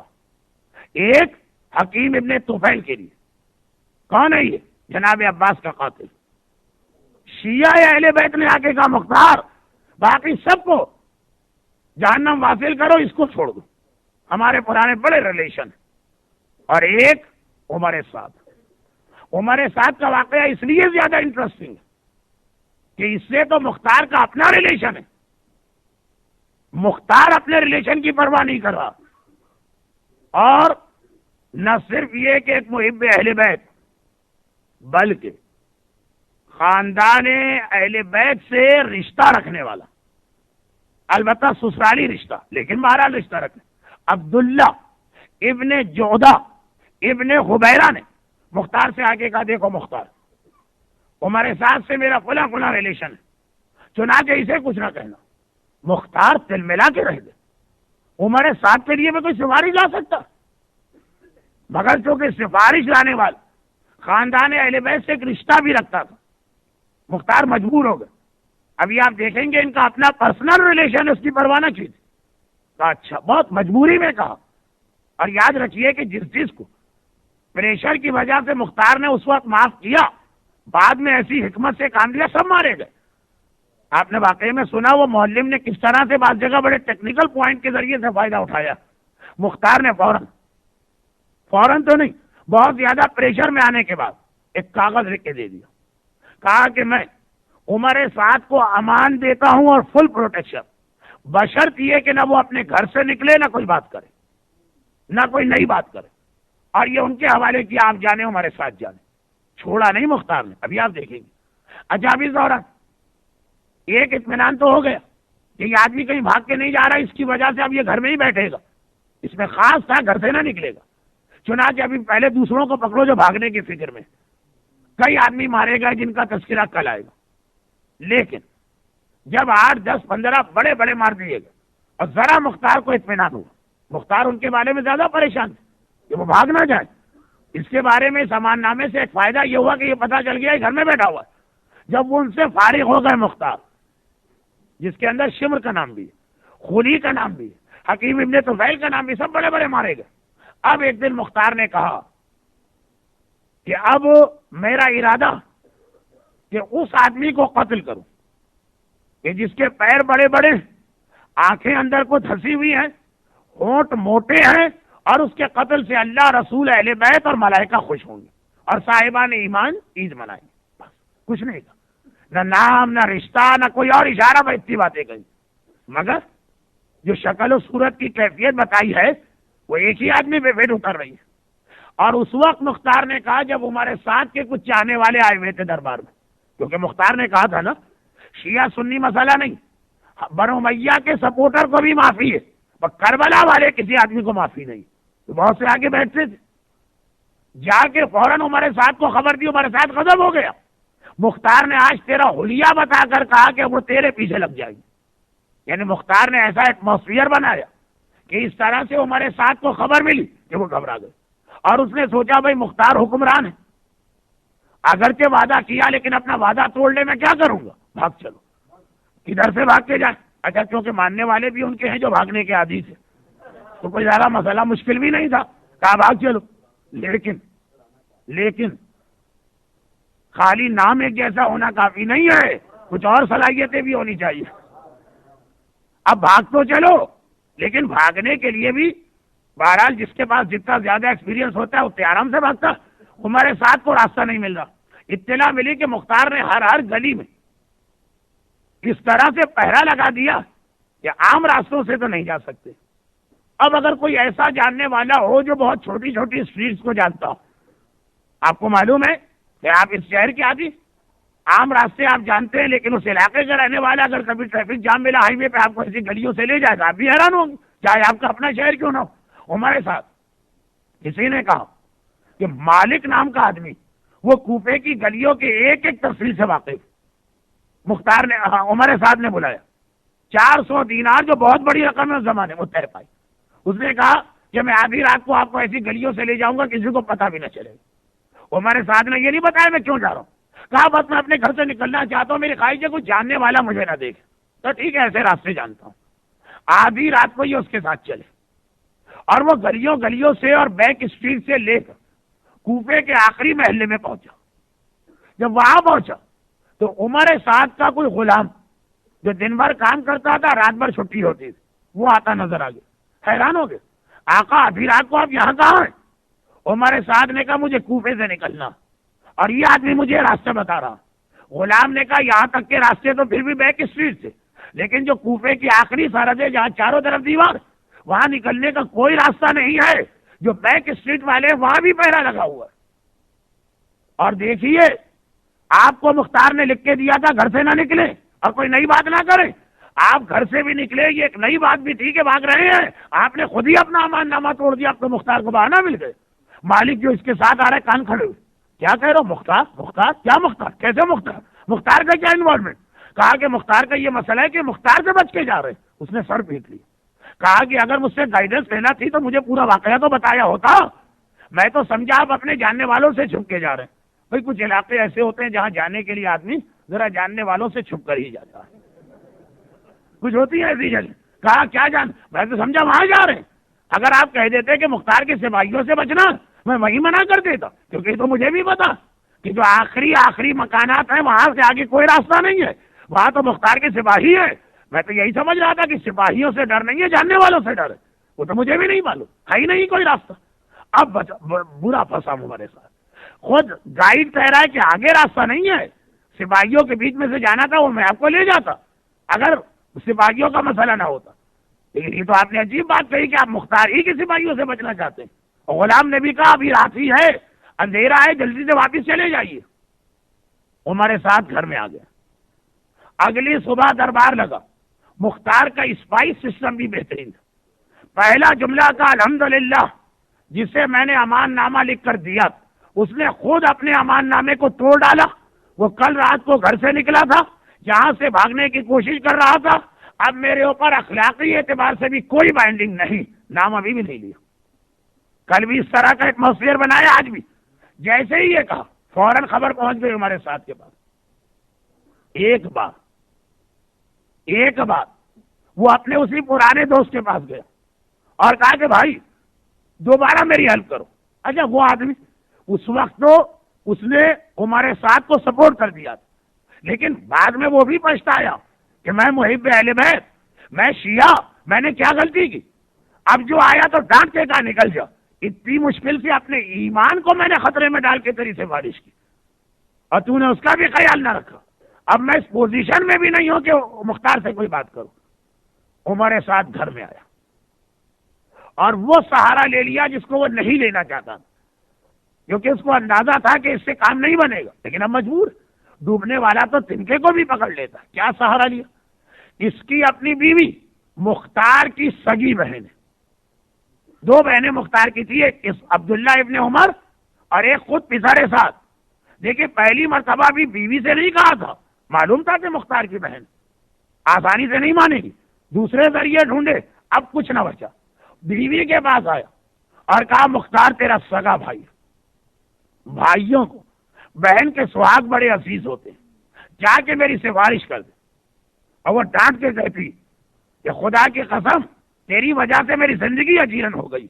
جب سے میرا بھائی کوفے کا حاکم بنا وہ ایک بار بھی میرے گھر وزٹ کرنے نہیں آیا تیری وجہ سے، اور میں بھی اس کے بعد مبارکباد دینے نہ جا سکی. ہم بھائی بہن کے تعلقات ختم ہو گئے، میں کیا منہ لے کے جاؤں گی؟ یہ عمر سعد کیا کروں، وقت نہیں ہے اور شاید ضرورت بھی نہیں. کربلا کے واقعات یاد کیجیے. عاشور کے دن کتنا طاقتور سمجھ رہا تھا.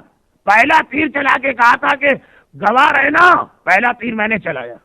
جس وقت علی اکبر مقتل میں جا رہے تھے حسین نے کہا تھا اے عمر سعد دیکھ رہا ہے یہ منظر، تو میری نسل کو منقطع کرنا چاہ رہا، خدا تیری نسل کو منقطع کرے. جس وقت حسین کے گلے پہ خنجر چل رہا تھا زینب کبریٰ نے آواز دی تھی کہ اے عمر سعد تیرے سامنے نواسہ رسول مارا جا رہا. کیا اس وقت دماغ اس کا کہاں پہنچا ہوا تھا، تکبر کی کیا حالت. اور دیکھیے وہی ودن 5 ایئر زمین پہ گر پڑا، اپنی بیوی کے پیر پکڑے، کہا خدا کے واسطے میری مدد کرو. میں پیر پکڑ کے، یعنی واقعا لٹرلی پیر پکڑے، محاورتاً نہیں، کہا کہ میں پیر پکڑ کے درخواست کرتا ہوں کہ خدا کے واسطے میری جان بچاؤ. مختار کسی کی بات نہیں مانیں گے، ذرا امید ہے تو تم سے، کیونکہ بہن اور بھائی اور سہاگ. کربلا میں اتنا ظالم، سیعلم الذین ظلموا ای منقلب ینقلبون، وہاں اپنے آپ کو خدا سمجھنے والا آج بیوی کے پیر پکڑ کے بات کر رہا. آج شاید یہ بات اتنی عجیب نہ لگے، بہت سے لوگ یہ حرکتیں کرتے ہوں گے، لیکن 1400 سال پہلے عرب کے اس ماحول میں جہاں عورت پیر کی جوتی تھی بہت بڑی بات ہے. اور ایسے مغرور آدمی کے لیے مجبور ہو گئے، اور شاید مجبور نہ ہو، ایک راستہ نکل آیا گھر سے نکلنے کا. چادر اوڑھی اور ایک بار بھائی کے گھر گئے. ادھر جا کے مختار کو سلام کیا. مختار نے سلام کا جواب تو دے دیا جو واجب، غصے سے منہ پھیر لیا، کہا تو ابو عبیدہ کی بیٹی، میرا تیرا باپ ایک، لیکن تیری حالت یہ ہے کہ میرے مولا کے قاتل کے ساتھ دن رات زندگی گزار رہی. ارے تجھے تو چاہیے تھا کہ رات کو کبھی بھی موقع پاتے اسے قتل کر دے. مختار کی بہن بڑے جذبے کے ساتھ بولی بھائی میں نے ایک بار نہیں کئی بار سوچا، لیکن یہ خیال آیا کہ میرا تیرا رشتہ ابن زیاد کو پتا، اگر میں نے اپنے شوہر کو رات کو مارا تو تو اس کی قید میں ہے، بدلے میں تو مارا جائے گا، اور اگر تو مارا گیا تو میرے مولا کے قاتلوں سے انتقام کون لے گا؟ فقط اس لیے کہ تجھے انتقام لینا ہے. میں جبرن و قہرن کس طرح اس گھر میں گزارا کرتی رہی میرا دل جانتا. مختار نے کہا اگر ایسی بات تو واپس نہ جاؤ، کہا اسی لیے آئی کہ الحمدللہ وہ مسئلہ ختم ہو گیا، میں اس کی صورت پہ بھی نہیں تھوکتی ہوں، مجھے نہیں جانا اس کے گھر. محبت اہل بیت اور دین کے نام پہ عورت یہ بات کہے تو شاباش کہنے کو دل چاہتا. ہمارے آج کل جس وجہ سے عورتیں کہتی ہیں مجھے نہیں جانا، مجھے نہیں دیکھنا اس کی شکل، وہ تو الٹی بات ہوتی. وہ ہمیں حجاب کراتا ہے، نہیں جانا ایسے شوہر کے پاس. وہ ہم سے کہتا ہے میری ماں کی خدمت کرو، مجھے نہیں جانا ہے وہاں پہ. کتنا فرق آ گیا. وہ اپنے سہاگ کو ٹھکرا رہی ہے فقط اہل بیت کی وجہ سے. مختار نے سپاہی بھیجے کہا جاؤ. دیکھیے بڑا مشکل ہوتا ہے بہنوئی کو گرفتار کر کے بلوانا، پکڑ کے لاؤ، اور اکیلے اس کو نہ لاؤ، اس کے ساتھ اس کے دونوں بیٹوں کو بھی لاؤ. 2 بیٹے تھے، حفص اور محمد. اب ایک بار مختار بہن کو گھر میں بٹھا کے دربار میں گئے. عمر سعد گرفتار کر کے لایا گیا، کیونکہ میں انتظار کر رہا تھا کہ شب لگ جائے تو بیان شہادت شروع، اور وہ شب لگ گئی. اس لیے میں اس واقعے کو مکمل کر کے پھر شہادت کے بیان پہ آ رہا ہوں. اور مختار نامے کے اندر یہ 2-3 اور واقعات جس کا تعلق ظالموں کے قتل سے. اب وہ باقی واقعات ختم ہو گئے. کل انشاءاللہ خلی کا واقعہ آئے گا، ارملہ کا واقعہ آئے گا، شمر کا واقعہ آئے گا، موقع ملا تو حکیم ابن طفیل کا واقعہ بھی آ جائے گا. لیکن کل آخری مجلس ہے مختار نامے کی. میرا انداز آپ کو پتا ہے کہ میں ہمیشہ اختتام مجلس میں اعلانات کرتا ہوں کہ اسی وقت پورا مجمع آتا. تو کل مختار نامے کے حوالے سے آخری مجلس، پرسوں چونکہ 9 تاریخ کا جشن، اور میری تقریر صرف آدھے گھنٹے کی ہے، وہ شاعری کی رات، اس لیے میں مختار نامے کے حوالے سے پرسوں کچھ نہ کہوں گا، عید الضحیٰ کی دوسری مناسبتیں بتاؤں گا. اور کل کی مجلس بھی ایسی ہے جو آج کی مجلس کی الٹی ہے. آج جب مجلس شروع ہوئی تھی تو ایک عام رات تھی، اختتام پہ شب شہادت لگ گئی. کل جب مجلس شروع ہوگی وہ شب شہادت ہوگی، تو ابتدا ہی میں حرملہ وغیرہ کے واقعات آ جائیں گے جس میں مصائب ہی مصائب، اور اس کے بعد جب یہ شب لگ چکی ہوگی تو وہ نویں کی رات ہوگی. تو اختتام کسی جوشیلی یا پھڑکدار تقریر پہ تو نہیں ہوگا، لیکن بغیر مصائب کے بیان کے ہوگا. مصائب شروع میں آ جائیں گے، تقریر آخر میں، جیسے محفلوں کی تقریر ختم ہوتی. یہ میں نے ابھی سے بتا دیا اس لیے کہ میں نے یہ دیکھا اور سنا کہ بعض اداکاروں میں کل تابوت برآمد ہو رہا، کل شہادت کی رات، کل شہادت کی مجلس ہو رہی. تو میں نے یہ غلط فہمی دور کر دی کہ آپ اس کے اعتبار سے شرکت کریں. یہاں اس لیے آج شبیہ تابوت، اس ذاکر کا بھروسہ نہیں. اگر کل واقعہ ہم لوگ شبیہ تابوت رکھتے اور میرا بیان ذرا کچھ لمبا ہو جاتا اور شب لگ جاتی نویں کی، تو کتنا عجیب لگتا کہ تابوت نکل رہا ہے، لوگ ان لوگوں سے ملا رہے تھے کہ شاید یہ ان کا تابوت نکالا جا رہا ہے. یہ خود ایک توہین امام ہو جاتی. آئیے آج کی بات مکمل کی جائے. شب لگ چکی ہے شہادت کی، تو خلاصہ یہ. اب ایک عجیب جملہ سنیے گا. میں کہتا ہوں یہ جملہ وہ ہے کہ واقعاً آدمی اس جملے کو اپنا عقیدہ بنانے سے پہلے مر جائے تو بہتر ہے. آل محمد کا کلام ہمارا عقیدہ بنے یا ہماری معراج اور کامیابی، اور عمر سعد کا نظریہ ہمارا عقیدہ بنے، مر جانا چاہیے اس دن آدمی کو. اب دیکھیے عمر سعد کا نظریہ. جب یہ گرفتار کر کے لائے گئے، بہنوئی آیا اور بھانجے آئے. عمر سعد سے مختار نے کہا، اے عمر سعد، بڑے مظالم کر لیے، اللہ نے تیری رسی کو جتنا ڈھیل دینا تھی ڈھیل دے دی، آج تجھے قتل کیا جائے گا. صرف اتنا بتا دے کہ میں نے سنا کہ جس رات کو تجھے آفر کی گئی تھی ابن زیاد کی طرف سے کہ کربلا چلے جا.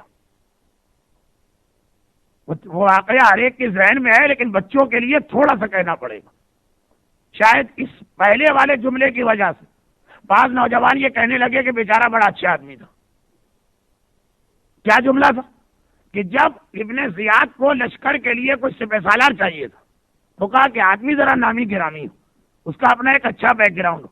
عمر سعد کا باپ کیونکہ صحابی رسول اور فاتح ایران کہلاتا ہے سعد ابن ابی وقاص، یہ سب سے بہتر نظر آیا. ایجنٹ بھی ہے، اپنا ایک بیک گراؤنڈ صحابیت کا بھی رکھتا ہے، ذاتی طور پر بھی اس کی اپنی ایک شہرت ہے. کہا کہ تم کربلا چلے جاؤ اور میرے لشکر کے لیڈر بن جاؤ، کمانڈر ان چیف. کہا کہ کربلا میں کون ہے؟ کہا حسین نواسہ رسول. ارے اس وقت سر پیٹ لیا، اتنا بڑا گناہ مجھ سے کروا رہے ہو، قتل حسین اور میں جاؤں؟ کاش اس سے پہلے مجھے موت آ جائے. یہ کہہ کے گھر آ گیا. ابن زیاد غصہ نہیں آیا، مسکرا دیا. درباریوں نے کہا کہ بھائی ایسا آدمی آپ کے سامنے ایسے جملے کہہ کے گیا اور آپ نے اسے جانے دیا اور مسکرا رہے ہیں. کہا کہ ان کی ایک ایک رت کو جانتا ہوں، دیکھ لینا صبح واپس آئے گا. اور رات کے وقت ایک خط اور ایک بوری بھیجوا دی. بوری بھری تھی اشرفیوں، سونے اور چاندی سے. خط یہ تھا کہ اے عمر صاحب، اگر میری بات مان لے تو تیری سب سے بڑی تمنا ہے تجھے رائے کا گورنر بننا. یہ عہدہ بھی دیا جائے گا، یہ سونے سے بھری ہوئی بوری بھی دی جائے گی، اور اگر نہیں مانے تو کچھ نہیں ہوگا اور آدمی مل جائیں گے اس کام کے لیے. اب بڑی مشکل رات ہمارے ساتھ میں گزری، ساری رات جاگا، فیصلہ نہیں کر پا رہا تھا کہ میں کیا کروں. اگلی صبح کو پہنچا تھا اور کہا تھا کہ ابن زیاد، رات بھر میں نے غور کیا، اب میں اس نتیجے پہ پہنچا ہوں کہ اس سے واجب القتل ہے، اس لیے یہ فریضہ مجھے انجام دینا. ہمارے ساتھ رات بھر کیا کرتا رہا تھا؟ رات بھر پریشان تھا. عربوں میں شاعری بہت چلتی تھی تو وہ پریشان بھی تھا تو اپنی پریشانی شاعری میں بیان کر رہا. مختار کو اپنی بہن کے ذریعے اطلاع تو تھی. کہا کہ آج یہ بتا کہ تو اس رات کو ساری رات کیا شعر کہتا رہا. کہا کہ اے حاکم اب اس بات چھوڑیے، رات گئی بات گئی. کہا نہیں گئی، نہ رات گئی نہ بات گئی، تجھے دہرانا پڑیں گے. اب دیکھیے، اب میں پہلے سے ایک جملہ کہہ دوں یہ عمر سعد کی پوئٹری اور کس ریفرنس میں ہے کہ کربلا جاؤں کہ نہ جاؤں، قتل حسین میں پارٹیسپیٹ کروں کہ نہ کروں، اور کیا وہ باتیں کہہ رہا ہے۔ آج بھی آپ دیکھیے گا تو 50% محبان اہل بیت یہی عقیدہ رکھتے ہیں تو ہمارے ساتھ کا کیا کہہ رہا ہے کہ آج میں پریشانی میں پھنس گیا، شعر نہیں پڑھ رہا ہوں، وقت نہیں، مصیبت میں پھنس گیا، میری سمجھ میں نہیں آتا کہ رائے کی گورنری کو چھوڑوں یا قتل حسین میں حصہ لوں۔ ایک میرے دل کی ٹھنڈک ہے رائے کی گورنری، تو دوسرا گناہ عظیم۔ مجھے پتا ہے کہ جو دیکھیے کہہ رہا مجھے پتا ہے کہ قتل حسین میں جو حصہ لے گا خدا اسے کبھی نہ بخشے گا، مگر قتل حسین کی سزا آخرت میں ملے گی، رائے کی گورنری دنیا میں مل رہی ہے۔ وما باع العاقل دین بوجود، اور عقل مند آدمی کبھی ادھار کی خاطر نقد کو نہیں چھوڑتا۔ رائے کی گورنری نقد ہے دنیا، قتل حسین کی سزا آخرت ہے۔ عقل مند اس کو کہتے ہیں کہ جو نقد لے لیتا ہے ادھار کو چھوڑ دیتا۔ لیکن یہی نہیں، آگے سنی، کہہ رہا اور مجھے پتا ہے، 3 جملے اس کے ہیں، صاحبان ایمان جائزہ لیں اپنے معاشرے کو، سوسائٹی کا۔ پہلی بات، دنیا میں جو ہے نقد ہے وہ تو آخرت میں ادھار کی بات چھوڑو، پہلے جو نقد ہے وہ تو لے لو۔ کتنے مومنین کی آج یہ فکر ہے۔ کینیڈا کی عیاشیاں نقد ہیں، جنت کے وعدے ادھار ہیں۔ اب دیکھیے خالی یہی بات نہیں، اگلے 2 جملے تو اور قیامت ہیں۔ اگلا شعر کہہ رہا، اور میں نے یہ سنا ہے کہ خدا ارحم الراحمین، بڑے سے بڑا گناہگار بھی توبہ کرے تو گناہ معاف ہو جاتا ہے، میں بھی کربلا سے آگے توبہ کر لوں گا، رہ بھی مل جائے گی، جنت بھی مل جائے گی۔ آج بھی بہت سارے صاحبان ایمان یہ نہیں سوچتے کہ جی خدا ارحم الراحمین ہے، ماں سے زیادہ مہربان۔ یہ تو مولانا لوگ ڈراتے رہتے ہیں، اصل تو خدا ہے نا، شراب پیو، زنا کرو، غنا کرو، جو مل جائے کرو، ایک بار توبہ کر لینا معافی مل جائے گی۔ اور تیسرا جملہ جو آج کل بہت سے نوجوانوں کے دل میں خیال آتا، کہہ رہا اور پھر مجھے تو یہ بھی نہیں پتا کہ عذاب جہنم اور عذاب آخرت سچی بات ہے کہ جھوٹی بات ہے۔ لوگ کہتے ہیں کہ مرنے کے بعد آگ ہوگی، ہتکڑیاں ہوں گی، کوڑے ہوں گے۔ ہو سکتا ہے یہ بات غلط نکلے تو میں اپنا دنیا کا نقصان کیوں کروں، اور اگر یہ بات سچی نکلی تو اس وقت اللہ سے توبہ کر لوں گا اور معافی بھی مل جائے گی۔ آج بھی کتنے ہی مومن ایسے ہیں، عمر سعد نہیں، جو کہتے پتہ نہیں یہ ساری باتیں کہ اگر خدا کا حکم نہ مانا، حرام کیا، واجبات کو چھوڑا، سزا ملے گی، پتہ نہیں صحیح بھی ہے کہ بزرگوں کی بنائی ہوئی بنڈل بازی۔ میں کھلی بات کہہ رہا ہوں، جو بچے نوجوان کے ذہن میں بات آتی، پتا نہیں اس میں حقیقت ہے کہ نہیں، اور اگر حقیقت ہے تو وہ ارحم الراحمین کیسے ہم کو سزا دے سکتا، وہ تو ماں سے زیادہ مہربان۔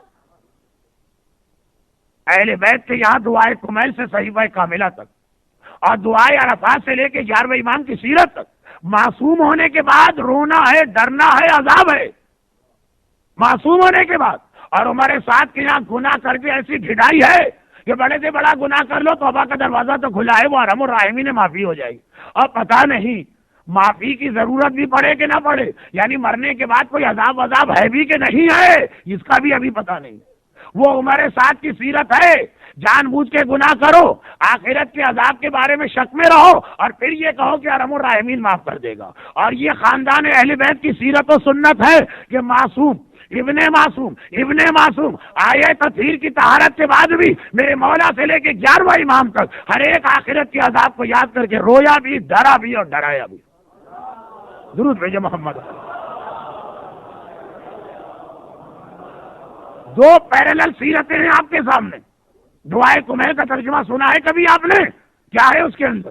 میرے مظلوم امام کی دعائے عرفات، عاشور سے لے کے بلکہ پہلی محرم سے 8 ربیع الاول، یہ آ گئی الوداعی شب، یہ آخری شب ہے غم حسین کی، 8 ربیع الاول تک حسین کا غم کرنے والوں حسین کی دعائے عرفات کبھی پڑھی ہے؟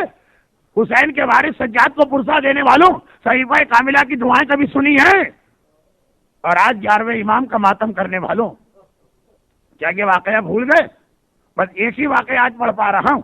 اب ایک اطمینان ہے کہ چونکہ کل کی مجلس کا شروع کا حصہ 8 ربیع الاول کے دن میں ہوگا تو تھوڑا سا 11ویں امام کا بیان کل آ جائے گا شروع میں، مجلس کے شروع میں۔ مگر شبیہ تابوت برآمد ہونے سے پہلے ایک چھوٹا سا واقعہ، بہلول دانا جیسی عظیم شخصیت کی تھی کہ جب مجھے یہ خبر ملی کہ کربلا معلیٰ کے روزے توڑنے کی تیاری کی جا رہی ہے تو میں بغداد سے دوڑ کے سامرہ آیا، کیونکہ سامرہ کیپٹل تھا، بہلول بغداد میں رہتے تھے، آج بھی بہلول کو روزہ بغداد میں آیا سامرہ کہ کوئی طریقہ اختیار کروں، اور اسی پریشانی میں گھوم رہا تھا کہ ایک دن میں نے دیکھا کہ سامرہ کی ایک گلی میں کچھ بچے کھیل رہے ہیں، مگر ایک بچہ ان کے قریب انہی کا ہم عمر وہی ایج گروپ کونے میں کھڑا، مجھے ذرا یہ بات عجیب لگی، میں قریب گیا اور میں نے کہا کہ میاں صاحبزادے آپ ان دوسرے بچوں کے ساتھ نہیں کھیل رہے ہیں، شاید آپ کے پاس وہ کھلونا نہیں ہے، میں لا دوں؟ بہت چھوٹا بچہ ہے، بمشکل تمام اس کی وہ 7 یا 8 سال کی تھی۔ کہا کہ اے بوڑھے آدمی، اے مرد ضعیف، ہم کھیلنے کے لیے پیدا ہی نہیں کیے گئے۔ 8 سال کا بچہ یہ جملہ کہے چونکے گا آدمی، بہلولے کا تو پھر اس لیے پیدا ہوئے۔ قرآن کی وہ آیت پڑھی جو ہمارے اور آپ کے لیے ہے، امام اپنے لیے نہیں کہہ رہے، انسانیت کے لیے کہہ رہے۔ افحسبتم انما خلقناکم عبثا وانکم الینا لا ترجعون، اے انسانوں تم نے کیا سمجھا؟ کیا دنیا میں تمہیں کھیل کود کے لیے بھیجا گیا؟ اور کیا تمہیں ایک دن پلٹ کے خدا کو منہ نہیں دکھانا؟ کہا کہ ہم کھیل کے لیے پیدا ہی نہیں کیے۔ گھبرا کا بہلول، پہلا واقعہ ہے کہ بہلول کی بولتی بند ہو گئی، ایک مرتبہ گھبرا کے کہا مگر آپ تو بہت چھوٹی اور کم سن، آپ کے لیے کیا مسئلہ؟ کہا میں نے اپنی مادر گرامی کو دیکھا کہ چولہے میں جب آگ روشن کرتی، اگر پہلے زمانے کا ماحول نہ لکڑیاں جلاتی، اگر بڑی لکڑیاں آگ نہ پکڑیں تو پہلے وہ چھوٹی لکڑیوں میں آگ لگاتی، ان کو بڑی لکڑیوں کے بیچ میں رکھتی ہے تاکہ اس کی مدد سے دوسری لکڑیاں جلائی جائے۔ میں ڈرتا ہوں کہ کہیں میں ہی جہنم کی وہ چھوٹی سی لکڑی نہ بن جاؤں۔ گھبرا کے کہا میاں صاحبزادی اپنا تعارف کرائیے۔ کہا نا حسن ابن علی النقی، میں 10ویں امام کا بیٹا حسن ہوں، اس وقت تک امام نہیں بنے تھے، یعنی آفیشلی امام نہیں تھے، ورنہ امام تو بائی برتھ امام ہوتا۔ وہ 6 سال کا بچہ معصوم بھی ہے، بابا بھی معصوم ہے، دادا بھی معصوم ہے، سلسلہ علی تک لے جاؤ معصوموں کا سلسلہ۔ وہ عذاب قبر اور عذاب جہنم سے اتنا ڈرے کہ بطور مثال کہہ دے کہیں میں جہنم کی چھوٹی لکڑی نہ بن جاؤں۔ وہ پسارے سعد ہے جو قتل حسین جیسا گناہ کر کے کہے کہ اول تو یہی پتا نہیں عذاب جہنم صحیح ہے کہ نہیں، اور اگر صحیح ہے تو ارحم الراحمین معاف کر دے گا۔ آل محمد کے ماننے والوں، وہ ہمارے ساتھ کے طریقے پہ چلنا ہے یا سیرت حسن عسکری پہ قدم آگے بڑھانا؟ حسن عسکری کی سیرت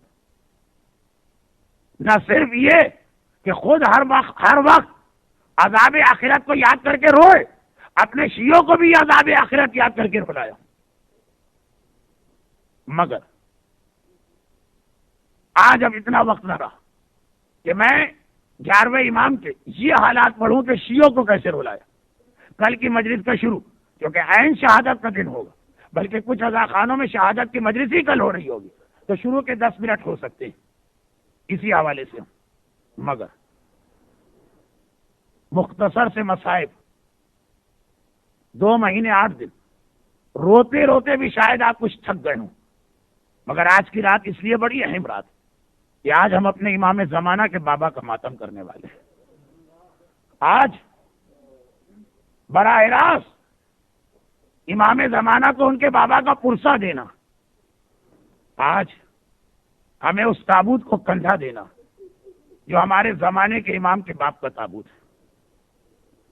صرف 28 سال کی عمر پائی تھی، صرف 28 سال، اور عباسی حکمران، یہ جملہ سن لیجئے، شاید پرسوں کی محفل میں ذرا آ جائے۔ جیسے اس کو پتا چلا کہ ان کے یہاں تو بیٹا پیدا ہو گیا ہے، 11ویں امام کے لیے پوری کوشش تھی ان کے اولاد نہ ہونے پر، تاکہ 12واں دنیا ہی میں نہ آئے اور ظالموں کی نیندیں حرام نہ ہو۔ جیسے ہی پتا چلا کہ ان کی اولاد ہو گئی ہے، عباسی حکمران معتمد باللہ کے ہاتھ پاؤں کانپ گئے۔ کہا اچھا پہلے انہیں تو زہر دے کے شہید کرو، پھر ان کے بیٹے کو ڈھونڈا جائے گا۔ آج تک تو ہم یہ سمجھ رہے تھے کہ یہ لاولد ہے، بلکہ یہ سمجھ رہے تھے کہ ان کی شادی تک نہیں ہوئی ہے۔ جیسے ہی یہ خبر پھیلی یا اس کو ملی، فوراً امام کو زہر دینے کی تیاری ہو۔ ربیع الاول کا مہینہ تھا، یہی مہینہ 260 ہجرہ کا سن تھا، اور 5 ربیع الاول تھی جب امام کو پانی میں زہر ملا کے زہر دیا گیا۔ کون امام؟ جو اپنی امامت کے پہلے دن سے قید میں تھے۔ 7ویں امام کے 14 سال قید خانے میں گزرے، مگر وہ ان کی امامت کا آدھا ڈیوریشن ہے اور آدھا ڈیوریشن وہ آزاد تھے۔ میرے 11ویں امام کی ساری امامت پہلے دن سے شہادت تک قید خانے میں گزری، اور قید خانہ کوئی پراپر قید خانہ نہ تھا۔ عباسی بادشاہوں نے اپنے محل کے نیچے ایک چھوٹی سی سرنگ یا ٹنل بنائی تھی کہ اگر اچانک کوئی اٹیک کرے تو اس میں سے نکل کے بھاگے اور دریا میں بیٹھ کے کشتی میں بیٹھ کے فرار ہو جائے۔ وہاں آدمی کھڑا بھی نہیں ہو سکتا، وہ کوئی پراپر رہنے کی جگہ نہیں ہے۔ وہاں پہ 6 سال میرے 11ویں امام نے گزارے، اور اسلامی سال کے 3رے مہینے کی 5ویں تاریخ آ گئی۔ پانی میں زہر ملایا گیا، لیکن ایسا زہر جو آہستہ آہستہ اندر سے جسم کو کاٹتا۔ 6 تاریخ آئی، میرے 11ویں امام کے سارے جسم پر ورم آ گئے اور سوجن ہو گئے۔ 7 تاریخ آج کی رات آئی، آج کا دن آیا، 7واں امام 11واں امام بستر سے اٹھنے کے قابل نہ رہا، اور آج کی جو رات ابھی شروع ہوئی ہے، یہ رات کو میرا 11واں امام اتنا کمزور ہو چکا تھا کہ مغرب کی نماز بھی بستر پہ بیٹھ کے پڑھی، اور اگلی فجر کی نماز جو زندگی کی آخری نماز تھی وہ بھی بستر پہ پڑھی۔ دیکھیے کچھ جملے ایسے ہیں کہ ہمارے آپ کے لیے نارمل ہے، اہل بیت کے لیے قیامت ہے۔ ایک فارمولہ ذہن میں رکھیے گا، جب کبھی معصوم کے بارے میں سنیں کہ انہوں نے کوئی نماز بیٹھ کر پڑھی، دیکھیے امام کی اپنی حالت کتنی ہی خراب ہو، وقت نماز آتا ہے امام اپنی ہر تکلیف بھول جاتے ہیں۔ یہ امامت کا مزاج ہے کہ نماز میں اتنا زیادہ خدا کی طرف چلے جاتے ہیں کہ پاؤں سے تیر کھینچو تو پتہ نہیں چلتا۔ زینب کبریٰ اپنے تمام تر رتبے کے باوجود امامت سے تو ایک درجہ نیچے ہے نا، یہ میں امام کی بات کر رہا ہوں، وہ زینب کی بات ہے۔ یہ 28 سال کا جوان امام ہے، وہ 55 برس کی ضعیف زینب ہے، مگر ضعیفہ زینب کو بھی اگر زندان شام میں نماز شب بیٹھ کر پڑھتے دیکھا، جو سنت نماز جو ویسے ہی شریعت میں رضا ہے بیٹھ کے پڑھنے کی، سجاد کو یقین نہ آیا، پھوپھی اماں یہ کون سا دن آ گیا کہ آپ بیٹھ کے نمازیں پڑھ رہی ہیں؟ اور زینب کو کہنا پڑا، بیٹا آنے والی خوراک اتنی کم ہے کہ میں اپنا حصہ بچوں کو دے دیتی ہوں۔ آج علی کی بیٹی زینب اتنی کمزور ہو گئی ہے کہ نماز کے لیے کھڑے رہنے کی طاقت نہیں ہے۔ یہ وہ زینب ہے جس نے پوری شام غریباں اپنے لٹے ہوئے گھر کا پہرا، 3 دن کی بھوک، 3 دن کی پیاس، مگر ساری رات گھومتی رہی۔ ایک وقت آیا نماز کی طاقت نہ رہی تو سجاد کو 55 برس کی ضعیف پھوپھی کو سنتی نماز بیٹھ کے پڑھتے دیکھا، یقین نہ آیا۔ یہ تو واجب نماز ہے، 28 سال کا جوان امام ہے، مگر زہر نے اتنا کمزور کر دیا۔ زندان شام کے مصائب نے زینب کو جتنا کمزور کیا ہے، آج میرا 11واں امام اس سے زیادہ کمزور ہو چکا ہے، بستر سے اٹھنے کی طاقت نہیں، فجر کی نماز بھی بیٹھ کر پڑھی، اور ایک مرتبہ حالت وہ ہوئی کہ میرا 12واں امام غیبت کا پردہ ہٹا کے بابا کے سرانے آیا، بابا آپ دنیا سے جا رہے ہیں، مجھ سے آپ کی حالت نہیں دیکھی جا رہی ہے، یہ بیٹا کیسے صبر کرے جس کے سامنے اس کا بابا دنیا سے جا رہا ہو۔ اور 11ویں نے کہا، بیٹا تو زمانے کا امام بننے والا ہے، فوراً غیبت کے پردے میں چلا جا، ایسا نہ ہو کہ ظالم تجھ تک پہنچ جائے۔ ایک مرتبہ دوبارہ بھیج دیا گیا، اور کل کی صبح آئے میرا 11واں امام زہر سے شہید ہو گیا۔ سیدانیوں نے بال کھول کے ماتم شروع کیے، سارے خاندان اہل بیت میں غم کی فضا دوڑ گئی۔ ایک بار یا حسن عسکری، یا حسن عسکری کی آواز آئی، اور جب وہ وقت آیا کہ جنازے کو لا کے رکھا گیا، خالی خاندان کے لوگ ہیں، 11ویں امام کے بڑے بھائی آگے بڑھے، ایک مرتبہ آگے بڑھے تاکہ نماز جنازہ پڑھے، غیبت کا پردہ ہٹا کے امام زمانہ آ گیا، چچا میرے ہوتے ہوئے آپ نماز نہیں پڑھا سکتے، یہ میرا بابا ہے۔ ارے 11واں امام دنیا سے گیا، 12واں امام سب برداشت کر گیا، یہ برداشت نہ کر سکا کہ بابا کے جنازے پہ نماز کوئی اور پڑھا ہے، ارے نماز پڑھاؤں گا، لیکن ایک کربلا کا امام تھا، بابا اس کا بھی مرا تھا، لاشا سامنے پڑا تھا، آئے چوتھا امام، وہ تو امام زمانہ کی طرح بابا کی نماز جنازہ بھی نہ پڑھا سکتا تھا۔ بس ازادار ہو، امام زمانہ کے والد کا تابوت آ گیا ہے، اپنی جگہ سے کھڑے ہو جائیے، امام زمانہ کو پرسہ دیجیے، حسن عسکری کے تابوت کو کندھا دیجیے۔ ظالم نے